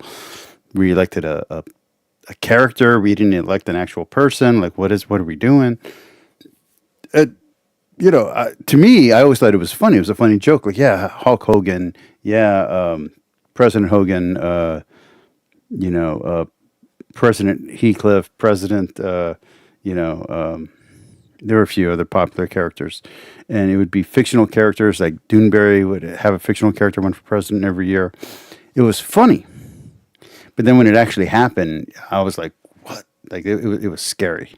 And this still happens. There's mayors where a cat or a dog is the president. There's one where a dog beat the incumbent mayor this last election. So I mean, this stuff happens. I get it, but it was still very scary to see someone playing a character, playing Trump, won, and that who was going to be president? Was it going to be Trump the character, or was it going to be Donald Trump the guy, or whatever his real name is? Because Donald Trump does have a real name. So yeah, I'm with Anna on this. Like I am.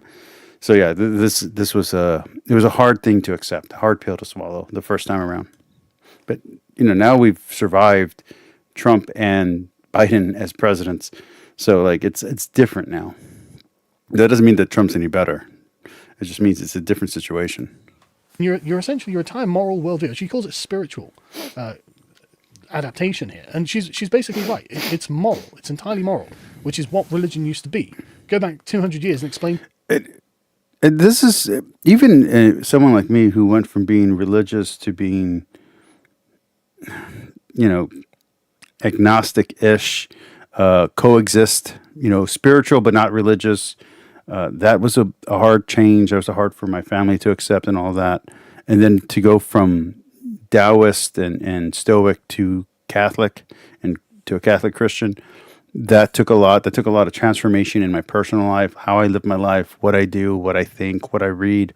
It was very transformative, as in it was a transformative process. It was very much a process. It's not like you just become Christian, like how some evangelicals think. Like it's an actual mental and physical change.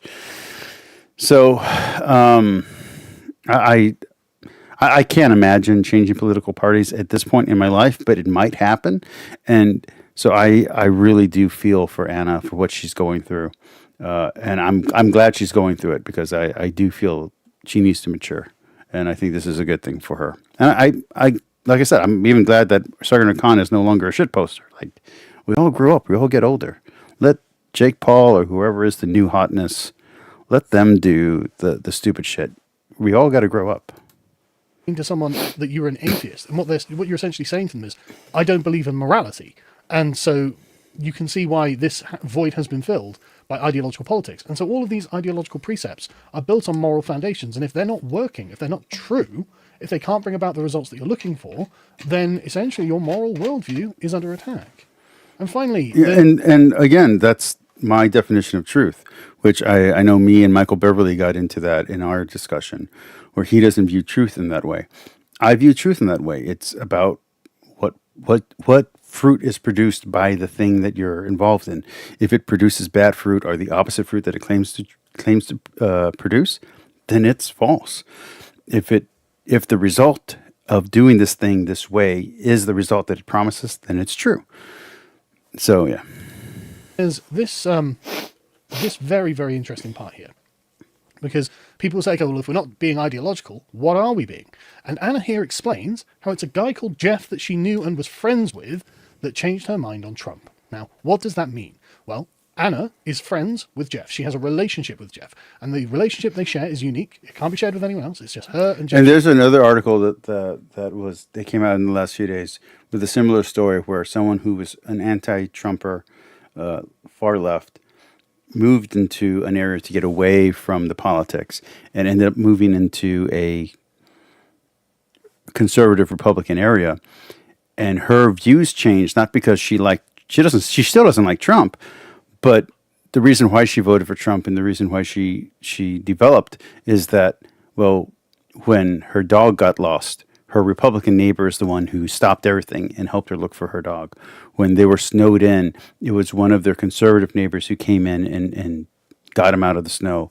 When they had another problem, it was a Trump supporter who stopped everything and helped their grandmother out or something like that. So time and time again, through the experience of knowing people who disagree with them, they're like, well, maybe my preconceptions of who these people are wrong. Maybe I shouldn't be judging someone on their political views. Maybe I should judge them on the character of the individual. Relationship, whatever the nature of it is. And the fact that she and Jeff get on well means the relationship is strong and she's happy to have the relationship. And whenever she has to engage with Jeff, it makes her day better. You know, whenever you're engaging with someone that you like, your day improves. And Jeff turned out to be a Trump supporter. And Anna realized through her relationship with Jeff that actually Trump supporters are not necessarily evil. And so I'm like, you're trying to get his bicycle. All right, this also happened with Shoeonhead and her Catholic husband. Shoeonhead used to be a shit-posting atheist. And now she's married to a Catholic. And I think she might have even converted back into Catholicism or into Catholicism or something like that. I don't know about that last part. But I know she's somewhat more religious than she used to be. Like up the stairs, and all of a sudden, Which, considering her used to be is 0, so even like a 0.5% increase is still an increase. Man stops me. His name's Jeff, and he's like, "Hey, let me help you out with that." And he starts helping me out. He stopped everything he was doing to help me out, and then Jeff and I became very close. You know, one of my neighbors who I really like, he was my favorite person in the entire building. And years go by. One day we're in an HOA meeting, homeowners association, and one of the people living in the building said something about Trump that was negative. I don't remember what it is. And Jeff whispers in my ear, "Oh, she's going to start trashing Trump. I'm out of here." And it hit me that he's a Trump supporter. We had never talked about politics before. My only problem with the story is that how did he not know that she was Anna Kasparian from TYT? That's the only part of the story that I don't find believable, but that's okay. And I'm like, so I got to know Jeff before I knew what his politics were. Incredibly kind guy. He helps everyone in this building with anything they might need. And so that woke me up to, wait a minute, not all Trump supporters are like dangerous, evil individuals. And yes, it was stupid that I thought that to begin with. Like, I'm embarrassed admitting that, but it's just how I believed. And that kind of was one of the moments where it's like a light bulb went off and something was telling me, you need to scratch beneath the surface a little more because you don't have a realistic view of what's going on here. That is the alternative to an ideological worldview, a personal worldview, a relational worldview, a worldview in which the character of the person actually matters rather than their professed ideological moral beliefs. Anyone can memorize a set of propositions and then spew them out and say, see, I have spewed out the correct propositions like a shibboleth. Now you will let me in the club and consider me a good person. And anyone who doesn't do that, or perhaps even repudiates that way of looking at things, for example, Trump supporters, well, they're now all evil. Well, that's more than half the country in the United States at this point, isn't it? So it's probably not the case that actually overnight half the country of the United States has become irredeemably evil. What it probably is that the people who are calling those people evil themselves have what Elon Musk calls the woke mind virus, as in a highly ideological worldview that requires compliance, or else the entire thing feels like it's under attack. And honestly, I'm really impressed with the way that Anna's come out of this. I'm sure I don't agree with Anna on various individual policy proposals and solutions, but the point isn't about the individual policy proposal or solution, because people have different reasons for supporting different things. You don't have to have one entire view that supports everything. The fact that Anna has done self-reflection on this and said, right, I think the way that I was looking at the world was just not good. It turned me into the kind of person I didn't like. And I realized through the people that I did like, who supported Trump, that actually there was a better way of approaching. Okay, this is going to be the last video. I don't know how Ian Hersey, far we're going to go. Alex, thank you very much for having me. It's been an incredible year for you, coming out as a Christian, dealing with the reactions and criticisms as a result of that. My first question is, her interview with Jordan Peterson was one that I wanted to do. I think we covered maybe like 5 minutes of it. I do want to go back and watch that one. I don't know if we ever get around to it, but I thought that interview was really interesting, though very, very slow. I'm doing very well, thank you. I hope so. How is your life different from a year ago when you'd become a Christian, but you were getting ready to talk about it? It wasn't part of your public persona yet. How has life changed for you? Well, I think I was troubled in my heart, in my head, and I'm in a place of peace. I'm at peace with what I do, with where I am, with my work, with my family, and it's something new for me. So sometimes there's this sense that it will just disappear and I'll go back to that time of confusion and trouble, but it's permanent. It feels permanent. It feels more permanent. And in fact, every day I feel more and more attached. I'll say attached and connected to God, and that connection then gives me a much stronger connection with everything else, with my family and friends and relations and my work. Has the way you feel about Christianity changed since publicizing the Christianity that you have? Has that changed the way that you approach it? I imagine that there were a lot of people trying to help you determine which denomination you might be or iron out some of the intricacies of your theology. How has it been since actually coming out, as it were? Well, I have to always bear in mind, and I think maybe there's an advantage to coming to Christianity as an older person, is that you keep telling yourself there is Christ and his teachings, the gospel and the Bible, and then there are the followers of Christ who are humans. And they see things differently and they experience things differently. And I want to be very clear. When I left religion, I always believed in God, but when I left Christianity and I left religious practice when I was 15, it didn't have anything to do with theology or dogma. It had to do with the people. I didn't like the people that that were calling themselves Christians, the way they treated other people, the way they treated women, the way they treated black people, the way they treated Spanish speakers. I didn't want anything to do with them because I was confusing the believers with the belief. So I think what she's saying here is very true. Coming into it as an adult, I don't have that problem. At 33, it's been 10 years that I've been a Christian now. At 33, I did not have a problem with understanding that difference. And at 13, I most definitely did. Yes, I do get all these invitations of people saying, join my denomination, it's better than the other one. And here's why it's better than the other one. I also really get a lot of people who say, I prayed for you for so many years and my prayers have been answered. And of course, my answer is always, Amen. But aside from that, I also get a large number of people who are delighted that people like me, who are former atheists and vocal former atheists, are coming back and saying there's something of value to religion in general and Christianity in particular. So I get that reaction as well. And how do you feel about the fact that a lot of people are using your conversion to put a flag in a cultural moment? I mean, such a personal story as yours, which perhaps we can relay to those who don't know, becoming a political tool for so many to say, look at what's happening in the world, look at this former atheist, look at how she's become a Christian, and putting you up on something of a pedestal. How is that? This is something of a larger movement. It's happening in Spain, it's happening in Italy, it's happening in America. People think it's going to happen in a few months in Canada. There's a kind of a religious reawakening.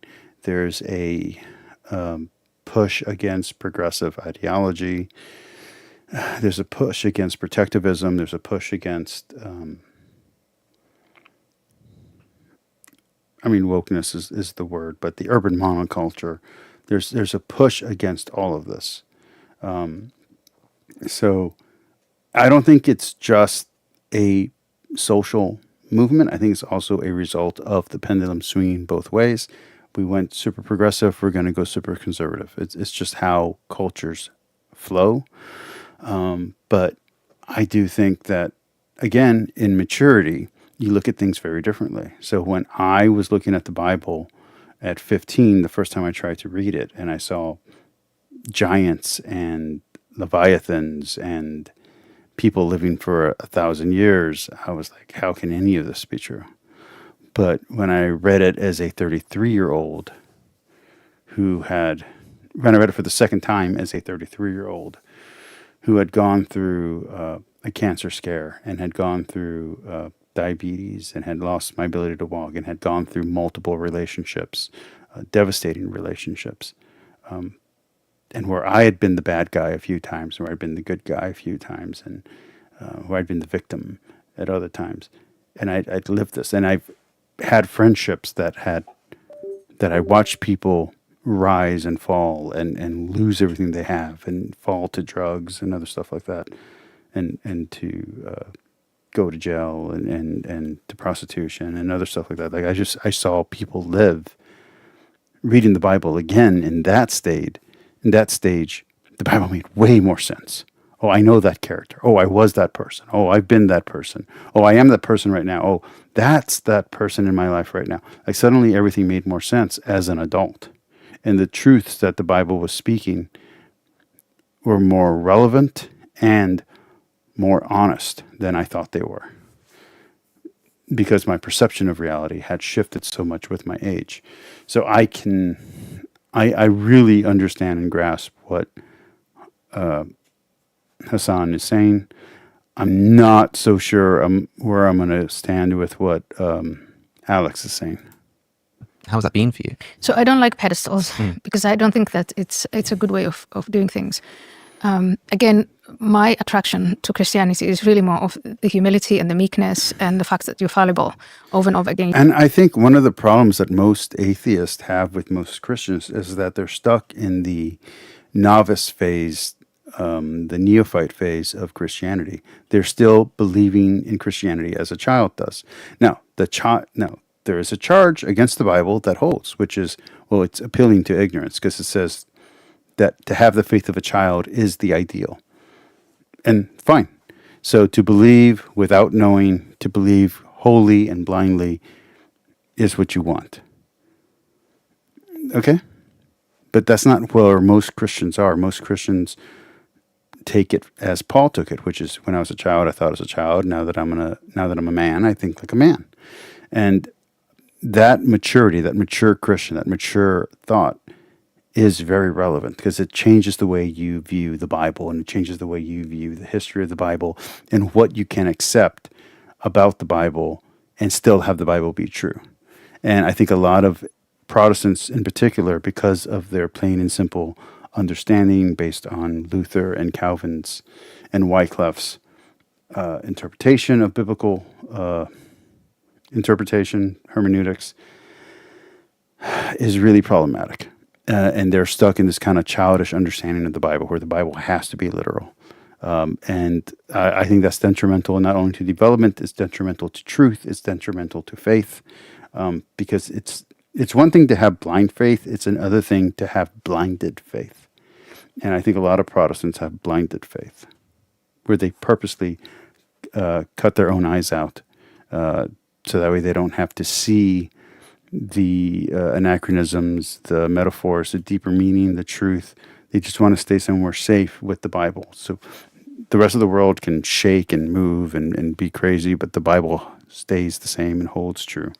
And I think that that's a psychological weakness in Protestantism. In that I'm talking about Anglicanism, I'm talking about Baptists, I'm talking about Protestant. I'm talking about Anglican.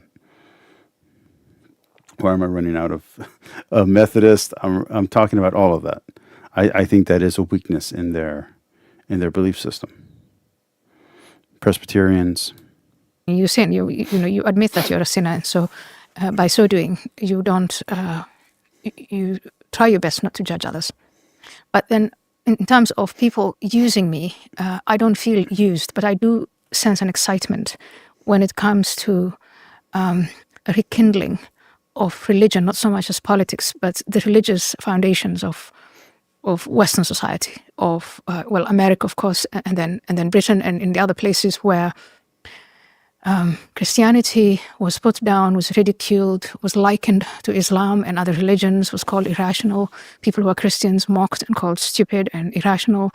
And so I find that there's this excitement if someone like me can come back to Christianity and appreciate what it is, aside from even believing in God, just appreciating the outcome of this culture, I think is a big step. And so I don't see it as a political, it may have something political, but it is first and foremost, it's a cultural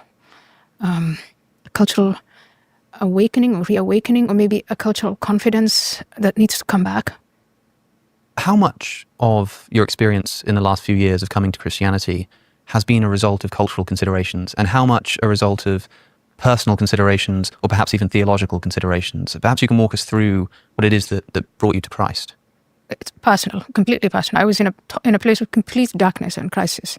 I was terrified, I was confused, I was in this depression. I just felt this emptiness and darkness. And I resisted all invitations to spirituality because I thought, that's not me. And even at my darkest moment, when, again, I was talking to one of many therapists who said, perhaps you're spiritually bankrupt and you should try considering doing something about that. And I thought, not me. I left Islam. My associations with the concept of God was a God of punishment and a God of anger and a God in whose name so many terrible things were said and done over centuries. So I wasn't up for that. But I realized that as human beings, we are more than just reason, and that there's more than the material and the rational, and that it's not either or. It's not that you either choose reason or faith. I think both and. Oh, she's so close to Catholicism. You can have both of them if you understand to keep them separate. So it was 100% personal. But then, of course, I don't live in a vacuum. I look around me and I saw similar. In many ways. I know my story is unique, but in many ways it's not that unique. There's a great deal of, I'll say, disconnection in our society. And people have left whatever it is that rooted them in their society and in their families and in their communities. And for many in the West, that was Christianity. And so I've come to see that it's not just the personal, but on a community level, even on a civilizational level, the throwing away of Christianity was, I think, what was the saying, throwing the baby out with the bathwater. Yes. And so you can be like Richard Dawkins, an avowed atheist, and still appreciate the legacy of Christianity and the roots of this culture in Christianity. As Richard Dawkins does, I just joined him in Oxford to as part of his tour for a show. And when I saw him, I told him that I'd been to Evensong the night before. And I said it almost a little bit embarrassed, as if to say, to the world's most famous atheist, I quite like the choir. I went to Evensong last night. And you know what he said? Me too. I just went to a different one at a different college. Yes. When you came out as a Christian in Unheard, the principal reaction that I saw from people is that here is an essay that talks about Trump, it talks about Putin, it talks about China, it talks about politics, and mentions the name of Jesus, I think, precisely once, mentions Richard Dawkins, mentions cultural factors, and a lot of people read this essay, Why I Am Now a Christian, and heard essentially a political treatise and thought, is Ayan a Christian for essentially political reasons disconnected from the truth of the Christian doctrine? Since then, it sounds like your story has been much more personal. But people might still ask the same question. How much of this has to do with you believing that the doctrines of Christianity are true? That's also one of Richard's biggest problems or critiques, is that we're all delighted to see that this has changed your life and transformed you and that you're happy again. Yeah. I mean, I know I need to say something, so I'm saying something. But honestly, I'm just interested in what's happening here. So I'm only speaking right now because I need to say something. So it's not just them talking. Just to be fair to fair use. But this is a much more interesting conversation than the one she had with Jordan Peterson. like that, nobody can disagree about that.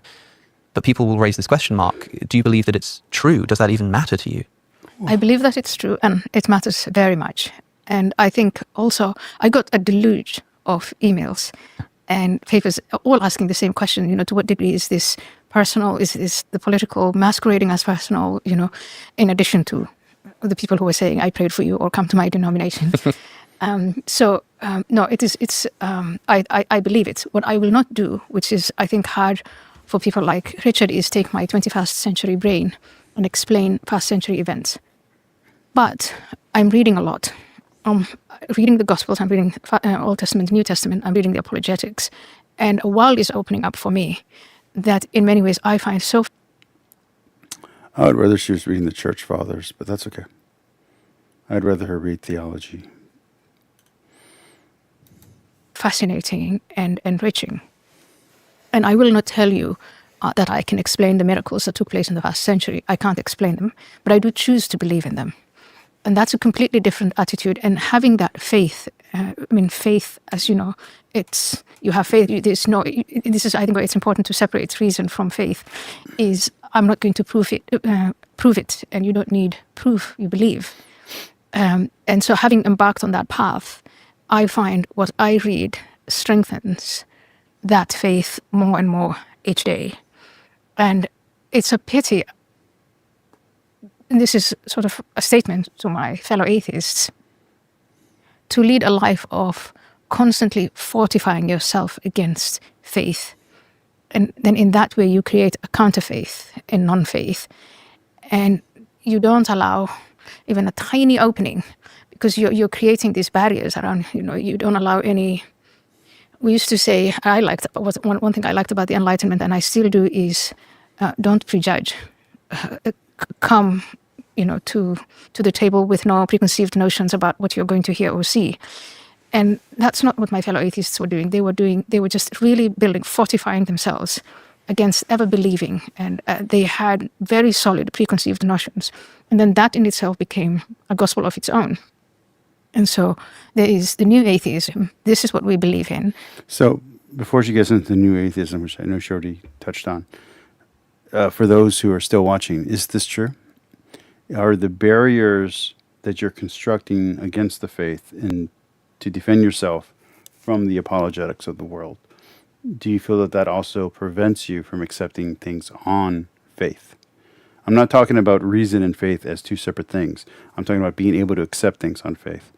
And mind you, my definition of faith and belief is different than a Protestant's. Okay, mine has to do with practice. So faith and practice are integrally linked in Catholic, Orthodox, Coptic, Chalcedonian Christianity, Oriental Christianity. When it comes to modern Protestantism, they don't have that connection. So I don't know which definition she's using. But do you feel that the practice of defense, the practice of not believing, makes it harder to believe and accept things on faith? Does it make you more cynical and more skeptical, not just only on things of religion, but on things of relationships, trust, that kind of stuff? Because remember, for me, faith has to do with trust and practice. For a Protestant, it has to do with acceptance and belief. So it's a different thing. But I think it's important that what she's saying does coincide with what my understanding is, at least so far. Versus the people who believe both of us. in God. And then again, it has a bit of a tribal element to it, where this is, that's you and that's me. People listening will think, well, no, atheism is just a disbelief in God. Here's a worldview that's being presented to me, and I'm saying I don't believe it. What is, in your view, as formerly one of the most important figures in the New Atheist movement, what can you now see as the gospel of New Atheism? What is that? What is New Atheism's 10 Commandments? What does it look like as a worldview? I think the reason why it was called New Atheism was that it had this, this evangelizing aspects to it. Because yes, you're right, atheism, or to be an atheist, is simply to take on the attitude of, say, I don't think there's any proof. Convince me. If I see evidence of the existence of God, I might change my mind. So that attitude hardened into something along the lines of, there is no proof. There is no evidence. Therefore, I don't believe in God. And not only that, people who believe in God are wicked, they're dangerous, they're stupid, they're superstitious. And therefore, we must evangelize against them. Oof. She is preaching. And I think in hindsight, I'm speaking for myself, that was a very unhealthy attitude to take, because you close off so much. We'll get back to Ayan in just a moment, but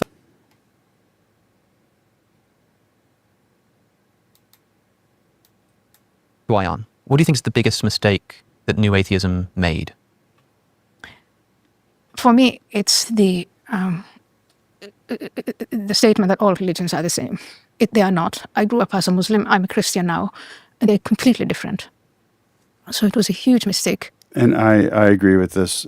It was very easy for me to reject New Atheism and Sargon and Loject and Godless Cranium and all the big names of the past. Alex as Cosmic Skeptic. And even the current children of these people, the spiritual successors, if you will, whether it's Rationality Rules or any of these other people, it's really easy to reject them. And this is also why Apostate Prophet has been coming more and more into Christian circles, because that way of thinking, like Atheist Republic, kind of spreads out there, that all religion is the same and all religion is evil, isn't true. All the religions have nuances between each other. They have different philosophies. They play out morality in different ways. They have different ways of dealing with different problems. And sometimes different ways of dealing with the same problem. So I really do feel that that blanket statement makes it very easy for someone who's religiously minded, but not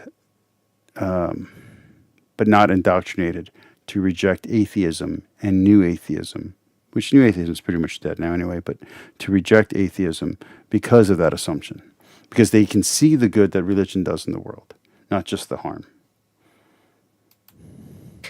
To throw them all in one bucket and make this general statement about all religions being the same. Number one. Because number it's two, like saying all people are the same, and they're not. We're not all the same. Everyone's different. I think that because of this attitude, religion is... What we have in common is that we have nothing in common. No, I don't really believe that. I like that statement. But what we have in common is that we are different from each other. That is one of the things, is that internal isolation. And religion gives you a sense of community, gives you a sense of belonging, gives you a framework, gives you a moral, ethical standard to live up to. And these ethical standards are competing against each other. They're competing interpretations of the truth. It's superstition. It's untrue. It's unintelligent. I think a false dichotomy was created about, you can either have faith, you can be religious, or you can be a man of reason, but you can't be both. And that, I think, then created even more confusion, especially for young people looking for role models, looking to answer the question, what's the purpose and meaning of life? Why are we here? How do I relate to my fellow human beings? What's the good life? And before I had read the Church Fathers, what I was doing with my channel when it comes to the Bible is I would simply hear one of these claims from Godless Cranium or Logic or whoever else, and I would simply counter it by reading what the Bible said and saying, that's not the lesson. What you're saying is the lesson of this passage. It's not the lesson of this passage. Here's what the lesson is, and it's very easy to understand, the moral lesson here. And the moral lesson is good because you agree with this moral lesson and I agree with this moral lesson. So if we're both agreeing that this moral lesson is good, but you're saying that the Bible's teaching the opposite lesson, one of us has an incorrect interpretation, and I trust my interpretation, so I think you're wrong. And that was a very easy dividing line between me and the atheists I was engaging in at that time, at that age of my channel. So those are two major ones. And then three, I think the organizing and then trying to mobilize people to choose atheism with both of these points, that I think then all it did was weaken and degenerate belief in Christianity, and it strengthened other religions. It strengthened Islam because it's consistent with what, for instance, members of the Muslim Brotherhood say about Christianity. They say it's false, it's weak, Muhammad is the last word. And so you listen to the atheists and they say, they're saying it themselves. And I've said it many times that if I had become a Muslim, I would not have liked who I became. There's a certain person in my mind who I want to be, and that person is consistent with the person that Christianity wants me to be. So if I live out the Christian principles, I am closer to who I want to be as a person. And if I lived out the Islamic principles, I am further away from the person who I want to be. And it also opened, I think, the door for other pseudo-religions. Many of us have been discussing what wokeism is. And in many ways, it has, I know it is neo-Marxism or it's cultural Marxism, as some call it, but it is with religious zeal that some people believe. And by the way, as someone who knows people who are actual Marxists and actual socialists, they don't consider what wokeism is to be actual Marxism or socialism. So it's a completely new religion, a completely new reinterpretation of Marxist principles and socialistic principles. And don't question it. And there is this void, this spiritual need that people have. And they found it in wokeism because wokeism insists on justice. So a classical Marxist would not be okay with wokeism. And young people seeking to do what is right and what's good and what's just now find it in these either false gods or in fact converting to Islam. And that includes classical Maoists wouldn't agree with wokeism either. Are feeling quite frustrated with. Or American Western progressivism as a whole. Their own legacy, they've been told Christianity is synonymous with, it's the religion of the white man. And the white man, the white heterosexual man, is an exploiter, a slaveholder, a colonizer, is awful. And so you... And just to be clear, Christianity as Protestantism is a European experiment. But Christianity, as it was classically, has Africans, has Jewish people, Jews, I guess, has Greeks, has Italians, has Mediterraneans, has Spaniards, has Arabic and Asian, both Indian and what we would call East Asian threads. So ancient Christianity, once it spread, was actually very diverse. There are many saints who are black and Asian. So to think that that's not the case is false. You can't be Christian, you have to be something else. And I think that in itself has created a lot of And I think Almost it's- all the lands that were conquered by Islam are lands that were once Christian, and those same people were Christians at one point and accepted as Christians. unintended, but anxieties, depressions, confusion. And so these are all things that we have to grapple with. There will have been a time when you believed that religion was not just wrong, but evil, a bad force for the world, wrapped up in this new atheist movement. You've had a personal change in conviction. You've had something speak to you and quite clearly transform you as a person. You said that you've been reading the Gospels, reading the Old Testament. When you come across these verses that you yourself probably would have once cited as problems with the Christian religion, when you read these difficult passages in the Old Testament that seem to be condoning all kinds of things, slavery and genocide, when you look in the New Testament at Paul's assessment of the position of women, the kind of thing that an atheist looks at and says, this is why Christianity, whether it's true or false, is definitely evil. Outside of the sort of effect of the Christian religion, in other words, the doctrine itself, when you come across these verses, how does Christian Ayan deal with that and react to that differently to how atheist Ayan would have done? So atheist Ayan would have come with that fortified, closed mind of what I'm reading is just an old text written by This people is deeply interesting. who are afraid of the world and afraid of the dark, and all the other stereotypes. And then new Ayan, having now really seen the key differences between different religions, is now curious. I come to it with great curiosity with, yes, so if these things are in the Old Testament, then what? And then what you see is this evolution, not just in the text itself, but also the adherence to the text. You see, and I find quite fascinating, the enormous fights that people had within churches and what is the interpretation of this verse, of that gospel, of this chapter, Why orthodoxy wins out. or what was Jesus trying to say? And we'll And- say that it wins out because of the Holy Spirit, because of the guidance of God, which an atheist would not accept because they don't believe in that. They think it's pure luck. That as society evolved, so religion revolved. But at that time, religion was society. So it didn't have to evolve that way. And the constant battle with the human condition, the recognition that is trying to understand the human condition, maybe what's called a sin in the Bible is what in modern day life we call impulses and urges and character defects, whatever you want to call them. But the product then is I'm going to go to the 30 to 2:30, so 2 hours and 30 minutes, because I think pretty much everyone's kind of dropping out of the stream already anyway.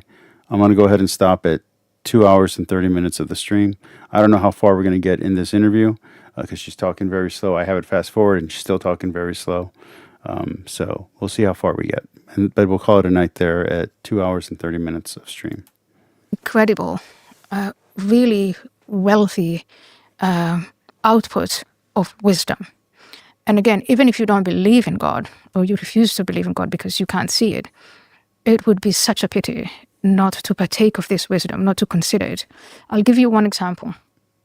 In the years that I was in therapy, I would see, there was all of these rational conclusions to this is how you respond to a certain situation.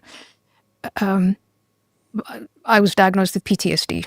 Part of it was because Theo van Gogh was mad and my non-response to my trying to shut off that experience.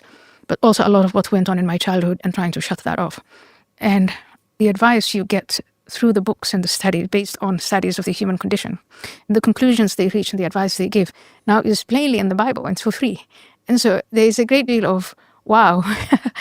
But what is it that you find in the Bible that you would also find as a result of that kind of therapy?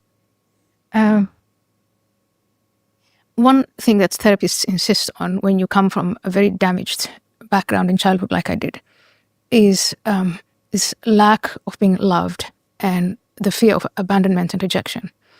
And now reading the message of Jesus, it's this abundant love. God gave you life and he loves you and his life is Super abundant. To be very clear, that's the technical term. Super abundant love. Radical forgiveness. unconditional, it's an infinite. I think is it John 12. And when I read that now, part of me thinks again, processing this with a number of other patients or a number of other broken people, I think, you guys, you got this for free. I mean, it's like, it's in your culture. You could have just gone to church. You could have talked to you. You don't need to be in this, institution to come to this conclusion. Because when I was growing up, my idea of God was not a God who loved you unconditionally and infinitely. It was a God who gave you a little manual of halals and harams. This is what's right and that's what's wrong. And veering away from what's right and doing what's wrong, which is the human condition. Again, your impulses, your urges, you are very rebellious. So you would be punished, and many times over on earth and in the hereafter. And that's only strengthened the feelings of self-hatred and self-loathing and shame and terror. So you live in this constant state of terror. Life becomes unbearable.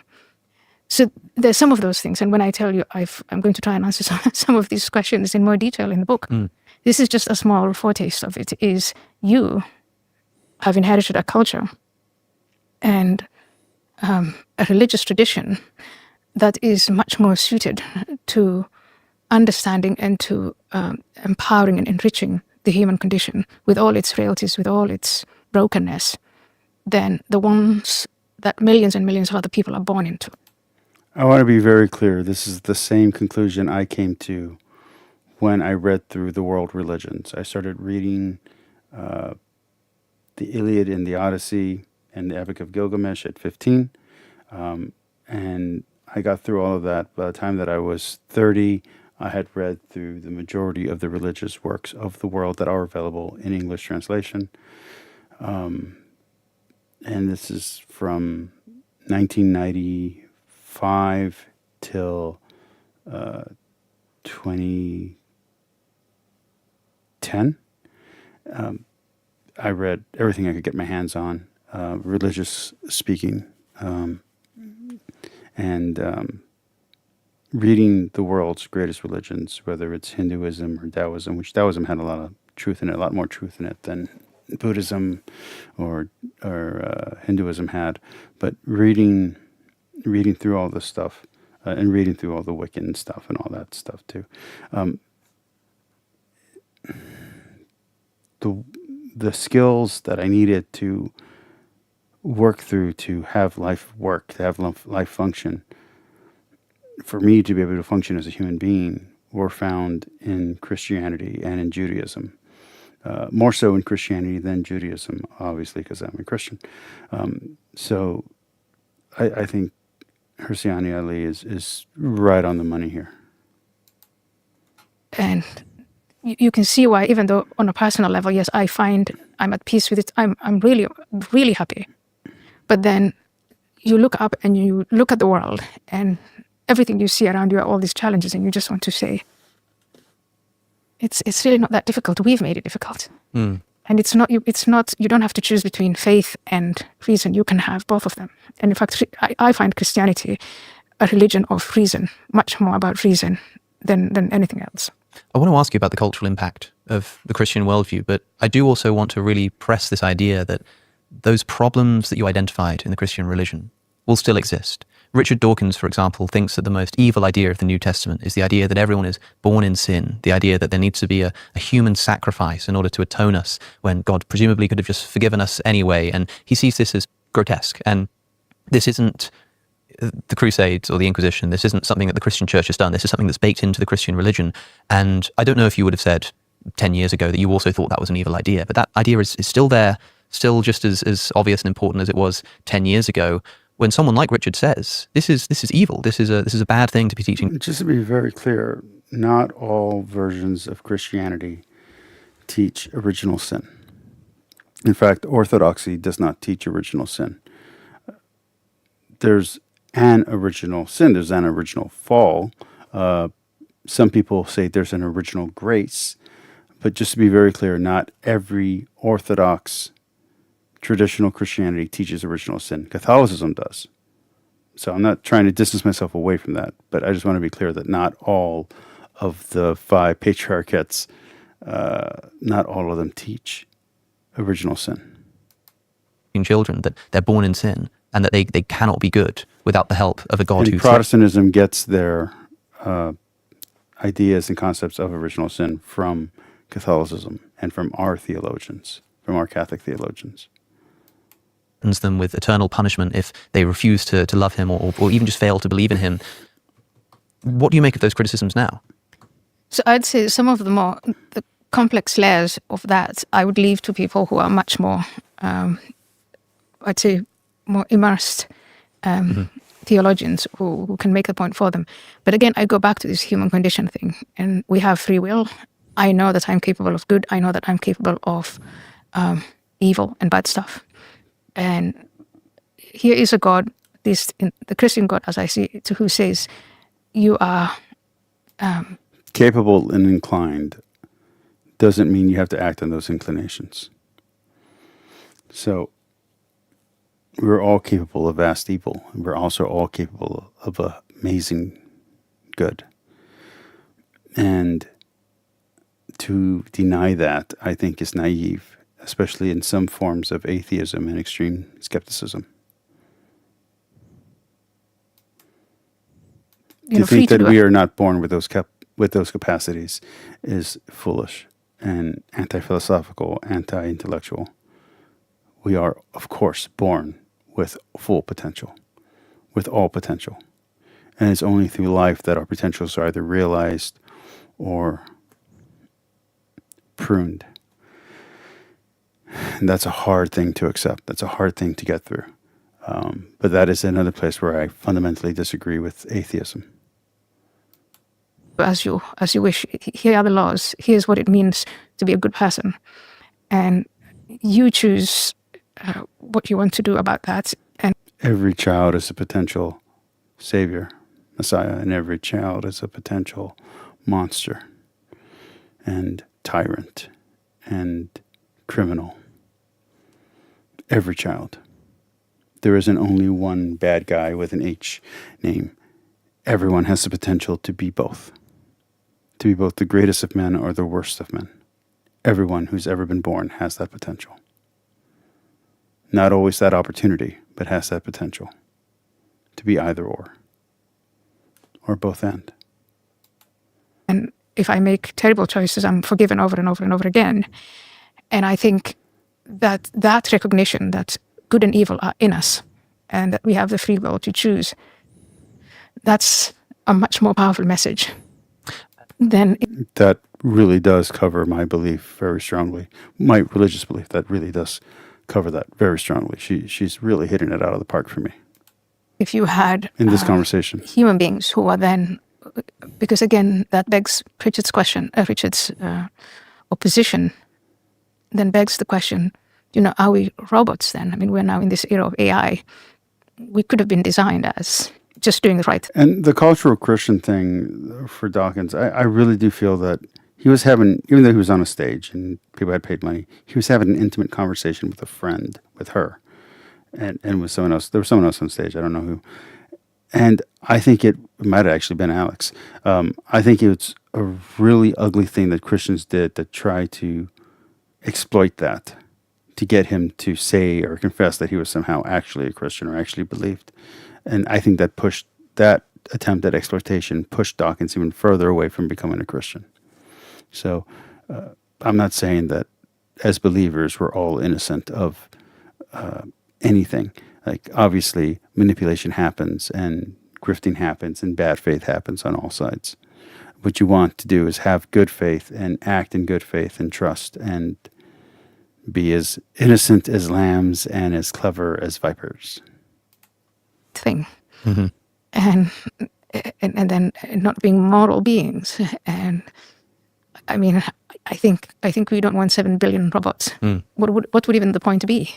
Yeah, well, people are made very uncomfortable with the idea that we don't have agency, that we're not in control in this way. But that was the big criticism that Christopher Hitchens made in the other direction. He said that God is a celestial dictator. God is somebody who is constantly surveilling you and watching you while you sleep and convicting you of thought crime and punishing you for even disobedience in your own mind. Presumably that's not the relationship you feel that you have with God. I think he read more of the Quran than the New Testament.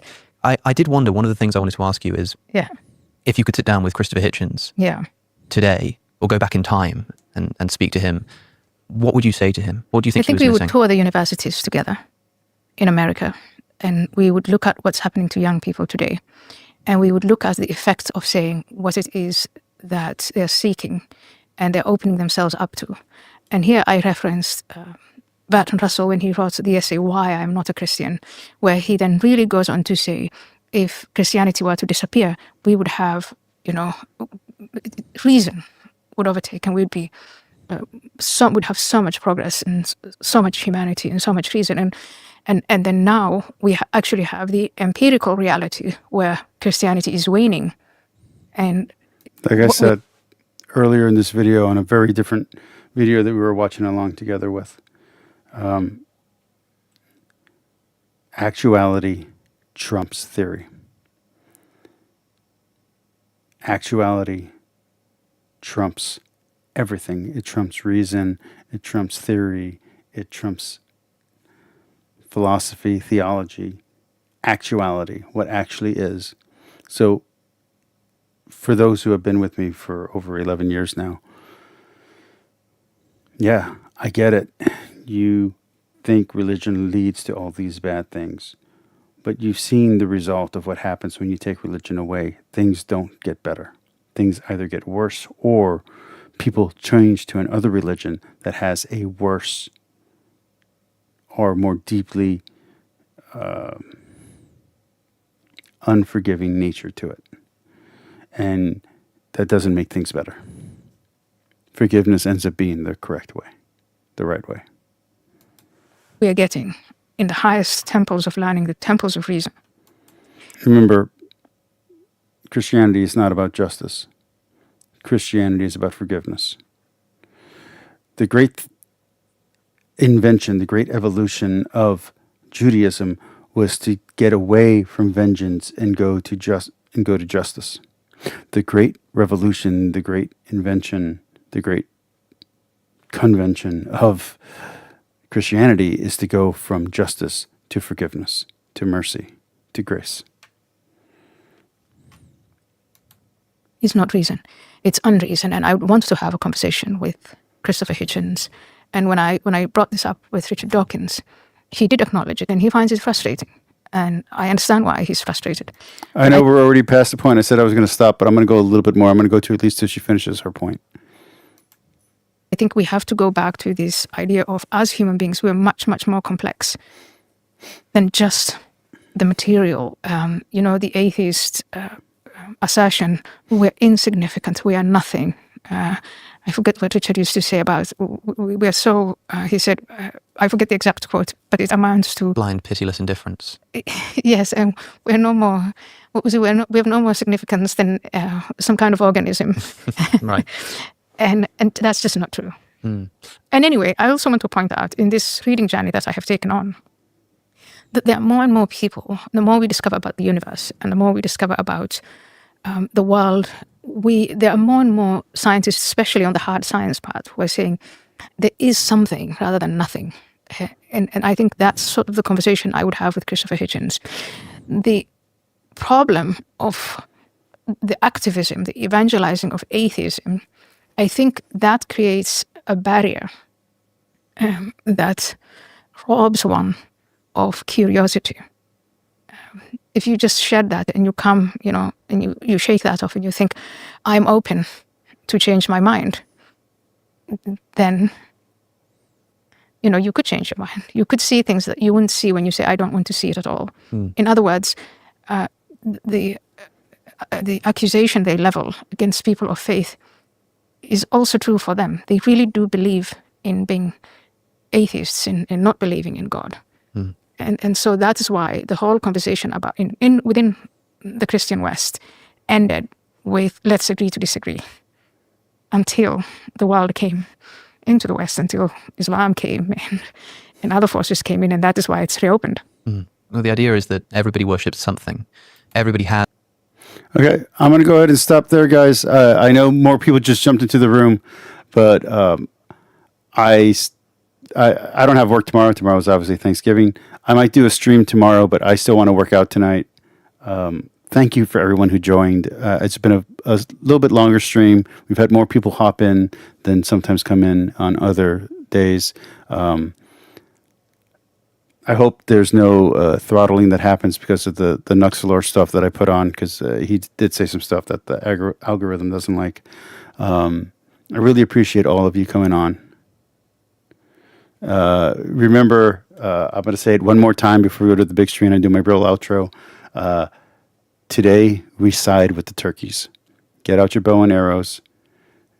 Let your family know that the turkeys have won, that the turkeys will win, that the turkeys will return. Tell your mother to cram the cranberry sauce out the window, that the turkeys are the victors. Anyway, let's go to a real ending. Hold on.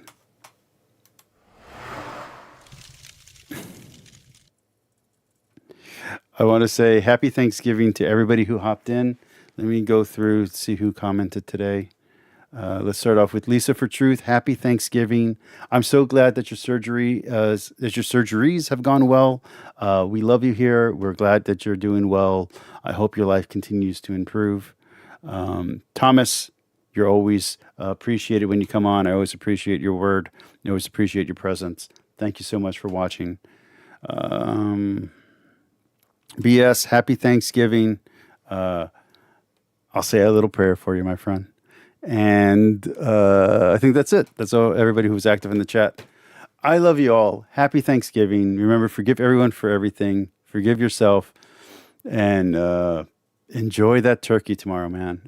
Eat it well and take a great nap. And if you play video games for 2 or 3 hours. Don't think about work. If you like movies, go see a movie. If you like a book, read a book.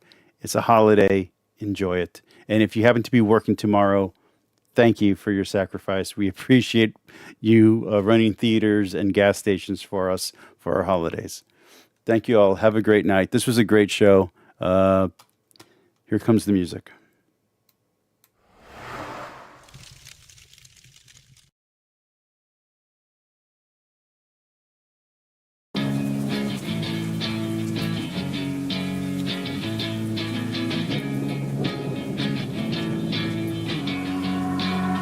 Yeah, I will always be a warrior.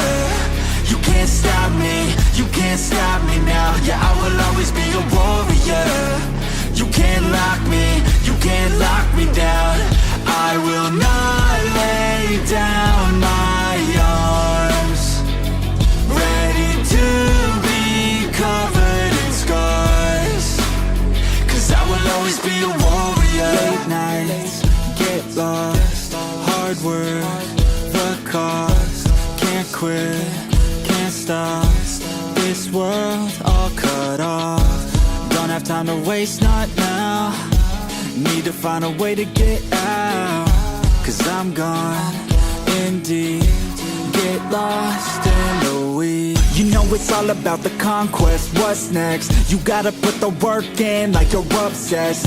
Think about what you want, what's your future? What kind of person would it take to seduce her? So what's next? Be obsessed with winning and your success. Make progress, this life is never promised. So feel blessed, live life, don't be too cautious. Trust the process.